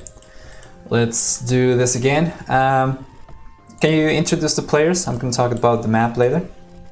Sure. Left side of the map, we have GoldenEnd in the blue playing as Viking. And on the right side of the map, we have in the orange Bugum playing as the Vikings as well. We have a Vikings mirror match. Yes. We already explained the bonuses earlier, so I don't think we have to go into those again. Probably for you too. I'm not sure if you're going to include the re. I don't know. You can just go ahead and you can probably talk about the maps. Okay. So yeah, bonuses for Vikings, tankier infantry, and cheaper boats, and also free wheelbarrow and handcart. That's about it. For the maps, GoldenEnd is gonna have oh my god, man, he doesn't have any re-availables. Look at the main goal. I'm not a big fan of this. And the stone is super forward as well. What is that stone mine? It's the 5-tile one and the 4-tile smushed up together. I've Yeah, never it seen seems that. so. It seems so. Yeah, I think it's the first time that I have ever seen that. Yeah, me too. So yeah, GoldenEnd, other than that, the main goal is not really good. A little bit far away from the TC, surrounded by trees. He might be able to take it safely if he goes for some greedy walls towards the main stone, which by the way is also kind of far away, inaccessible. Not really a fan of this map. The good thing that he has going for him, probably the wood lines. He can use those to try and wall himself. He does have a back secondary gold and another one as well behind it. If he goes for really greedy walls, I guess he can be alright in this map. But oh, that's a good move. He's going to go forward and try to take the boar from Belgium. That's desperate measures for desperate times. So yeah, he's going to take that almost uncontested. No, Belgium is going to find him now. Let's see. Let's turn on the fog of war. He's going to go around. I am Just not going sure. in circles right now. I'm not You sure can try and about lame the this. scout. Oh He no! might be successful. 2 more hits from the boar and that scout is dead. Okay, good pathing over there, going around circles. Gonna need to wait like for the he's- boar. It's like kind of mixing up attacking the scout, letting the scout get attacked by the boar, He and really. then also trying to block the boar. No. Okay, it's lost aggro. That is so bad for GoldenEnd. Is he just gonna have to wait for this thing to reset, or is he just gonna lure it to the town? Resetting. Well, he has the HP advantage. He might want to take it. But he's doing alright. He's taking the cheap right now. So yeah, for Project Belgium's map, he has a back secondary stone. He has a forward main stone. The main goal is kind of forward, a bit far away. Secondary goal super forward, not looking very good for Belgium over there. At the very least, he's not getting a perfect map, which would be so unfair for GoldenEnd at this point. Finally, the third goal is between 2 wood lines. He can potentially take from that safely, but he doesn't really have a lot of back resources. I liked GoldenEnd's previous map a bit better. Yeah, for sure. Still curious as to why he ended up choosing that one. If GoldenEnd does end up winning this one, maybe this tournament, maybe we can ask him about that. Yeah, That too. I want to ask him. Oh, did he lame? No, he did not lame the sheep, but he almost loses the scout. Kind of sloppy over there. He had the HP advantage with the scout. And he can't even try to pick off that villager either. It's such low HP. So potentially, if a GoldenEnd ends up winning this one, besides talking about the boar and the re and the maps, I would like to ask him about the militia, the Mayan militia, and how he feels about Valley that Fort. too. It's so unfortunate that he lost so many monks. Okay, so blue is going to go for a Drash. Gonna go for full walls, kind of greedy walls. He's going to go for Drash FC. Sees the villagers. Oh no. He sees them. He might get one. Oh no, the scout was not. Did not have enough HP to do that. Yeah, no way to lame him. Barracks coming up now for Belgium, who is probably gonna go for Minotaurus himself. Otherwise, he probably would have tried to delay the barracks. Yeah, of course, scouts is not gonna be an option. What are you even talking about, Nova? Yeah, he's probably gonna go for archers, right? He's not giving any militias. Well, skirmishers. He's not on gold. Oh, that's right. He's probably gonna expect GoldenEnd to go for archers eventually. Although he's going for fast castle. Does Project Belgium know about this? He knows about the walls, and he spotted the Drash.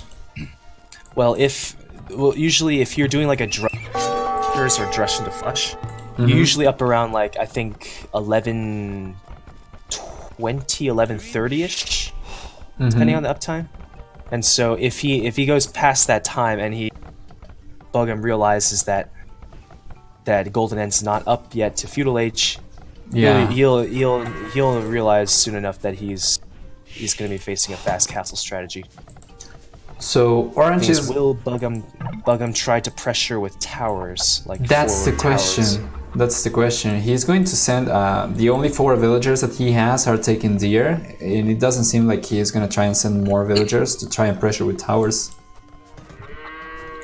Might be quite a comfortable fast castle now. It's not going to be the fastest Drush fast castle just because he had to dedicate so much time to walling. Mm-hmm. The base is closable, all things considered, but you know there's still enough surface area that he had to dedicate some vill time building the walls. Yeah. Oh no. Another villager is getting harassed now. He's not going to be able to finish the wall. I don't think he's going to go down, but now the lumberjacks are going to get harassed as well. Bugum's not heading out. Okay, so either he's just not aware, or he just doesn't. He's just not a big fan of using towers. He is going for scouts. I thought it was a ridiculous idea for me to suggest that he might be going for scouts, and he is going scouts. Interesting. Well, what's more effective than something unexpected? I have seen as well in the past Britons winning by going full knights, so I don't know. I mean, nothing's really useless in the game. Freaking, I've seen Hun two-handed swordsmen or Khmer or even Frank cav archers and just people winning with them. Well, Nothing's really useless. Yeah, I think Or that's MBL going mass elite war elephants as Persians in a I think 1v1. it's probably that's especially true if you are going for mirrored civs, because it's not like the other guy is going to have better cavalry than you, right? Probably the biggest drawback for going cavalry units versus another Viking player is potentially chieftains, but I don't know. Right now it seems like GoldenEnd is going to go for what's going to be crossbows. Chieftains can really help berserks take on like even the strongest of paladins. Like I've seen them in action. They're no joke. Yes, I have seen them. I have seen them against my cavalry. I have never been able to use them against other people. But yeah, they are quite strong if you know how to play this game. So 1747 uptime, again, not the fastest, but he will be able to just be going crossbows. And okay, so Bugum, like I'm not sure if he is just not comfortable with forwarding with towers to try and counter this strategy, but he's not up that much later. That's just the Viking economy paying dividends right there. He probably just took too long and then decided it was probably not worth it to try and push that late. He's going for dogs though. That's going to be interesting. That's going to be great Demo actually. ships? Yeah. Please tell me it's demo ships. It's going to be demo rafts for Vikings. Yep, this is the risk we were talking about. You go in land units, that's fine and dandy, but what if they all just get blown up by demolition rafts? Man. Demolition ships. I can't help but think that maybe GoldenEnd, if he built if he built the archery ranges to the north of his base, he could potentially try and go around the water area. But right now, that's such a long journey. It is. We might be in for a bad boom there. Look at the scout, keeping an eye on the archers. GoldenEnd doesn't see the raft yet. Demo raft. Oh, he's trying to go for he's trying to go in the narrow area. It's not gonna work. Oh, he sees it just in time. He saw it. That scout's dead. Right. No more vision. What should he do here? I feel like he should probably try to scatter all the units and try to send them individually forward. And try to group them up on the other side. Or so at the very least, just use stagger formation. Potentially. He's really scared about it. What's the splash radius for demolition rafts? I think it's smaller than demolition ships. It's like... I don't know for rafts. I think ships... I think heavy demos are like 3 tiles of radius. That's I'm massive. not sure about the rafts though. Let's see. Well, it's massive for land units, but it's not very massive for water. For water, yeah. Look at that. So Golden is going to go. He's going to go for 2.5 for rafts. 2.5. Okay. Yeah, 2.5 for rafts, and whoa, heavy demo ship and heavy demo ship don't appear in the tech tree. That's Really? curious. Oh yeah, you're wait, gonna have to sorry, select It didn't do it for the Vikings. I just Yeah. I just loaded a new Civ and it's up now. 2.5. Oh no, okay, so it's 2.5 tile radius for both the raft and the ship, but heavy demo goes up to 3.5 tiles. Oh, alright, alright. So yeah, GoldenEnd with 2 additional TCs is gonna try to go for water now. Unfortunately, the dock is going to get denied, so he is going to end up going around with the crossbows. But look at that. Belgium has a scout over there. I don't think it's going to have enough vision though. No. Longbows hype, by the way. He's adding more and more. What's the range for this unit 6? Ah man, that's going to be so significant. So Golden is going to go for full boom. 50 villagers, almost to 40. I'm not gonna go for any more military units. Only those 7 crossbows. Yeah, no chance of GoldenEnd getting onto the water with all these. Mm-hmm. We're seeing a very similar situation with what we saw with Continental and with the 2 rivers. Just Bug'em taking over the map control, and it's going to be really tough for GoldenEnd to really push anywhere. Left side's been dominated by longboats. Oh. The right side, there's a demo raft waiting in the wings. Actually, GoldenEnd managed to get 1 demo raft. Good shot over there. I don't think he took a single longboat, but he weakened a lot of them.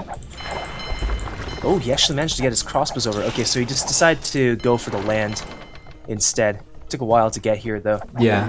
It's gonna get 1 villager. No, it's gonna get away. And Project Belgium is fully walled. Maybe he could get the palisade wall over there.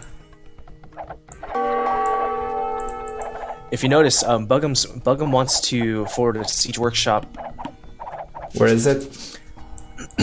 Oh, right in the middle island inside the Okay, okay.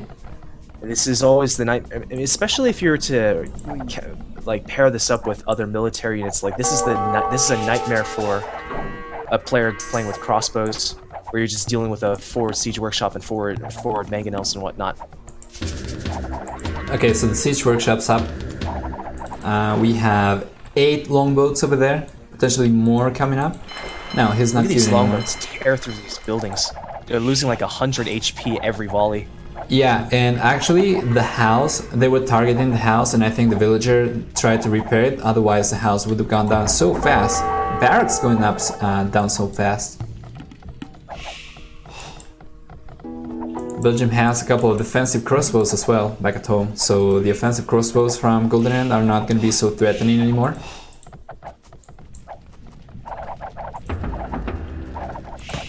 Oh, there we go. Blue is going to start taking a crap ton of stone. That's going to mean castles coming up very soon. 9 villagers. So it looks like maybe he does want berserks at some point. Yeah. He's going up to Imperial Age. Both But players so are is going up. Bug'em. Unbelievable. Talk about efficiency, man. Yeah, this is the Viking mid-game economy on full display right here. Let's see. Bug'em's got the crossbows, but he has no upgrades on them. So, well, Stark is talking about positioning. I think, yeah, the castle's gotta be near the stone 100%, because that's the only stone that he has, and he's gonna want to keep taking stone to make for to go for more castles. Potentially. Yeah, it's supposed to be 2 stones, but it looks like it's just one gigantic quarry of stone because they generated close to each other. 9 tiles of delicious rock. Yeah, if these longboats get all the ranged upgrades, they can really start harassing these stone miners. Look in the Really needs north, that though. castle up pronto. Crossbows are getting chased away by a mangonel. Might see a badaboom. No, they're too far away, I think. Yeah, the mangonel Unless is just too GoldenEnd slow. slips up with Might Grow. The mill is open though. Now for GoldenEnd, he's going to go for his siege workshop over there. Going for the ram, that's good, but it's not going to be so effective. What's the pikeman for from GoldenEnd? Pikeman? Oh, because he saw, probably because he saw the 2 to 3 scouts that Belgium had, he was probably anticipating knights, yeah, but maybe? if you're just up against scouts, you don't need to, oh, I see. Maybe knights. I was gonna say, if you're up against scouts, then you don't need pikemen, Right. you just have spears. Maybe he just thought that he was gonna go for cavalry. What was I gonna say? Okay, no. Oh yeah. The rounds are not going to be. Popcat had the same idea I had. It's like pikemen. What the hell? Yeah. Rounds are not going to be, unfortunately, so effective for GoldenEnd because of the additional arrows from the longbows. Oh, that's right. That's a weird application. Pikemen actually have an attack bonus against ships of all things. That's true as well. Oh, okay. That's He actually. got one shank in on that longbow. It took 21 damage. That's a lot. Look, GoldenEnd. But he's losing. Yeah, a lot of villagers. Very bad pathing over there. What happened? Oh, it was. I think close. he just clicked them. All right, you guys need to go inside, and they just decided to path this way because It was close. because the other ways they could have gone in, they were blocked off. Yeah. They were walled off, so they couldn't get in. He just destroyed the palisade wall. Let's see though. But he's there still we go. economically ahead even after. Look Yes. at that! Look at that! This mass pikeman. Has enough resources to go for a castle as Look well. look at those longbows getting torn up. Look at the micro. He's repairing the mangonel. Got 1 for 0. Getting the longbows with pikemen. Oh my god, this is ridiculous. Oh my god! What is it? Okay, This is. that's a good move. That's a good move. All right. Well, PopCap, there's your answer. That's why he made the pikeman. GoldenEnd's done his research. That's a good move though for Project Belgium.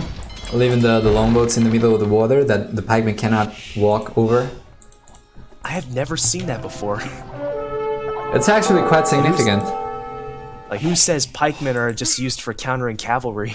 I can't believe this shit. Yeah, neither can I start. Neither can I. Well, longboats have Really a. heavily invested into the navy. He might as well just get cannon gal. Try and. Oh, look at that. We have Onager now as well from GoldenEnd. Oh, now the longboats can't reach. Oh, it's going to go down though. Yeah, that's 9 range for the longboats. Hit its shot towers. You never know. Shot towers. You never know. It's possible, but Vikings only get up to guard towers, so unlikely. Yep. Castles true. are much better use of the stone. Okay, so we have 1 castle, but it's very unfortunate. The stone is going to be inaccessible now for him, at least if he wants to stay away from the range of the longboats. He's gonna need to find a way to get access to that stone once again, otherwise he's not gonna be able to go for additional castles. Oh, look at that. That's so bad. Once again, he is getting destroyed now. The Onager going down. That's enough range for the longboats to get the villagers, so he's gonna have to pull them away. He's got chemistry. He could try to get cannon galleon right now. Potentially, yes. Try. They... Oh, there it is, cannon galleon. There we go. So now the Just to castle is protect them kind from of the doomed. pikemen, though. Just to protect them from the pikemen, though. Well, the longboats can help, but I think a couple of demo ships escorting the cannon galleons, try and blow up the pikemen if they get close, would be a funny solution. So full water. The longboats tear apart the rams Yeah. too. Yeah. Full eco versus full military, and eco numbers are not looking so good for GoldenEnd anymore. Only 8 additional villagers. Project Belgium has been able to keep up just fine. And man, this is not looking very good now for Blue. He's gonna need to get into water. He cannot really fight with this. The battering rams are not gonna do anything. I wouldn't be surprised, like when Bug saw the pikemen, he's like, what the heck? It's like, what the fuck? We can And then when he potentially saw ask them it about shaking that. away at the longboats, it's like, oh crap, what's going on? That is such such a huge advantage for Wada units to go in over there where the pikemen can't reach. Now the battering ram is just going to waste. Look at that! If I remember correctly, longboats actually do have a bit of an rams, so these guys are going down that much quicker. Yeah. You would need at least capped rams to be able to deal with them. Elite longbow coming down for Bug'em as well. That's going to make the arrow spread a little bit more accurate for these longboats And as look well. at that. Belgium is also denying eco over the north area of GoldenEnd's base with a couple of crossbows. Ah, boo. No demo ships. This is good decision making. He's going to defend with that longboats. Yeah. This is actually the first time I've ever... I think this is the first time I've actually ever seen cannon galleons in like a serious 1v1. This is a treat for me. We have seen a couple here throughout the tournament. It's because everyone says like, cannon galleons are useless. Water is decided by the time way before they come out. But no, they're right here, right now. Let's see though, we have one castle coming up now for Project Belgium by the Siege Workshop, and we have a couple of docks already up for Golden, and if he manages to mass enough units, he might be able to get water back. However, we have elite longboats versus only regular longboats, and eco is not looking very strong for GoldenEnd. I don't think he's going to be able to afford elite anytime soon. Yeah, it's looking really grim. The Berserks though? Oh, what is this? A villager's going forward? Going for outposts. He's sending Berserks forward. Only 3 though, they're not going to be able to do all. They're fully upgraded though, at least in terms of... Yeah, that's a blast furnace, I believe. And... No, they've got blast furnace. Blast, plate, mail armor as well. Oh, the cannon galleons! Going down to pikemen. The longboats are going down too. Are we literally seeing a combat with pikemen against boats? And onto the castle even. This is unbelievable. He's not paying attention here though. He's sending the pikemen back. This is freaking hilarious, man. I want to see what the 4 villager from GoldenEnd is going to build. Because he has a couple of outposts over there, but what is the point? What does he want to do over there? Do you think he's going to try to go for ranged units, or do you think he's going to try to go for barracks? I mean, I would totally try like transition into arbalest or something, because pikes just die so fast to archers. Oh, the Turshits? Yeah, the Turshit's going to go down, unfortunately. He took a cannon galleon with him. Yeah, Catram coming up now for GoldenEnd. It's going to perform a little bit better against water units, but I'm not sure if it's going to be massively better. The GoldenEnd's castle is just going to be so critical to keep up, I think, if he wants to stay in this game. But even then, it's looking kind of grim for him. Just the map control is just so far in favor of Bug'em. I think now with 3 capped rams fully garrisoned, I think he could potentially go forward and try to take the castle down. He is going to have now 1 turret as well, so he can potentially try to soak the damage. At least double the Stumber. He's going to try and my go god, there's with 4 4 rams behind that siege workshop. What is this? 8 capped rams. Oh my god, that is true. Should be enough. Oh, but the Berserks! Should be sending it at the same time though. The Berserks though. That is a very good move over there by Project Belgium. Also, the defensive Mangonel is going to be good versus the Rams. Let's see. Oh, he's actually using... I thought he was just garrisoning him to give the Rams more attack power, but he's just using them to escort go faster. The pikemen. Oh. Yeah, just so they can get up to the ship so they can shank him down. Numbers are not looking very good for him though. Not really going to be able to fight any ships with that low numbers. So all the pikemen are dead. Now the castle is down as well. I'm not sure if he's gonna... There are enough rams here to take down the castle. The castle is down. The Nice. castle is down. It's going to be 0 castles for both players now. Yeah, there's no real wave. Well, his stone is under too much pressure right now, so he's going to transition into champions by the looks of it instead. The final cannon galleon has gone down both to longboats and the chariot. And if you notice, the 4 villager from GoldenEnd built a tower over there to deny the gold. And one other, speaking of noticing things, take a look at Bug'em's bank. Let's see. He's rich. He is Bogums. so rich. Oh He's my Bill god, Gates right 4k now. gold! Are you kidding me? He could spam boats for days, man. Well, at this point he has 23, I believe. Yeah, 23 longboats. And he has 4 docks over there that he can spam longboats from. He's going for the castle coming again. down for Arbalest coming down for Bugum. Again, Arbalest, you could spam them for days. And man, this is going to be interesting to talk about this game and talk about the pikemen. That's gonna be so funny. GoldenEnd pushed Bugum off of one of his secondary golds, but Yeah, that's not really gonna do all too much considering how much gold he already has banked up. Bugum has full map control over his side of the map as well. He's going with 4 archery ranges, and all of those villagers for GoldenEnd are unprotected. Yeah, this is just too grim. I don't think there's any coming after this for Gold. But GoldenEnd with a bit of an overboom as well. seriously, like, hats off to him. I mean, I knew about like the Spear Alliance bonus against ships, but actually using it in practice, like, that's like a 200 IQ play I never would have thought of ever. Yeah, it's just very unfortunate that he got kind of screwed over by the water generation. Bugum, it looks like he's trying to close out the game the same way he's got all the map control. He's just gonna push in with guard towers, arrow slits even. There we go. for There we go. Bugum. That's good. 13 attack on these bad boys.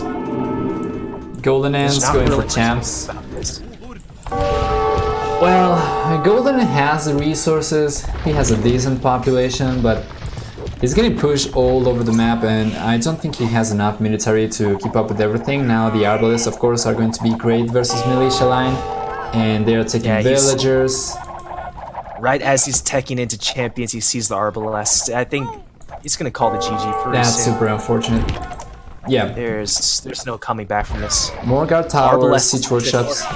siege rams, and just siege in the center part of his base, and guard towers to the south. It's like every kind of aggression under the sun Yeah. right now Gold. that GoldenEnd's having to deal with. Project Belgium is going to start taking the stone from GoldenEnd as well. Now it's over, man. It's over. And check the west. It is over. There is nothing over there to protect the villagers. Oh no. That's over. Arbalest, Senorita. Man, look at the KD. GG calling 3, 2, 1. Yeah, just kidding. 0.9, 0.8. Man, that was such a clean game from Project Belgium, despite the fact that he let GoldenEnd go to Castle Age quite comfortably. He was not. Congrats. Yeah, GG has been called. He was not super aggressive. He just let GoldenEnd go Imperial, Castle Age, eventually Imperial. It was just such a methodical, well-played game. Yeah, but again, GoldenEnd, he's got my vote. It's pike mid against longboats. Play of the year. All right, Yeah, so seriously. we're gonna go through the final achievements quick and see if we can manage to get an interview. So KD, super good for Project Belgium, almost 5-1. That's an incredible ratio. Food collection, wood collection, better for GoldenEnd. Unfortunately, stone and gold much higher for Project Belgium, who was floating 4k gold in the end. So Fuel H faster for Belgium, Castle and Imperial H faster for GoldenEnd. Unfortunately, unable to make use of the tech advantage. And yeah, that's the timeline. Villager high, super high for GoldenEnd, a bit of an overboom probably. But yeah, that's about it. Yeah, someone in the chat was pointing out 4-to-1 kill death ratio. That's to be expected when you're using land units against warships. attack bonuses or not. The only thing that could have made that better is if Bugum countered the pikes with just mass demos.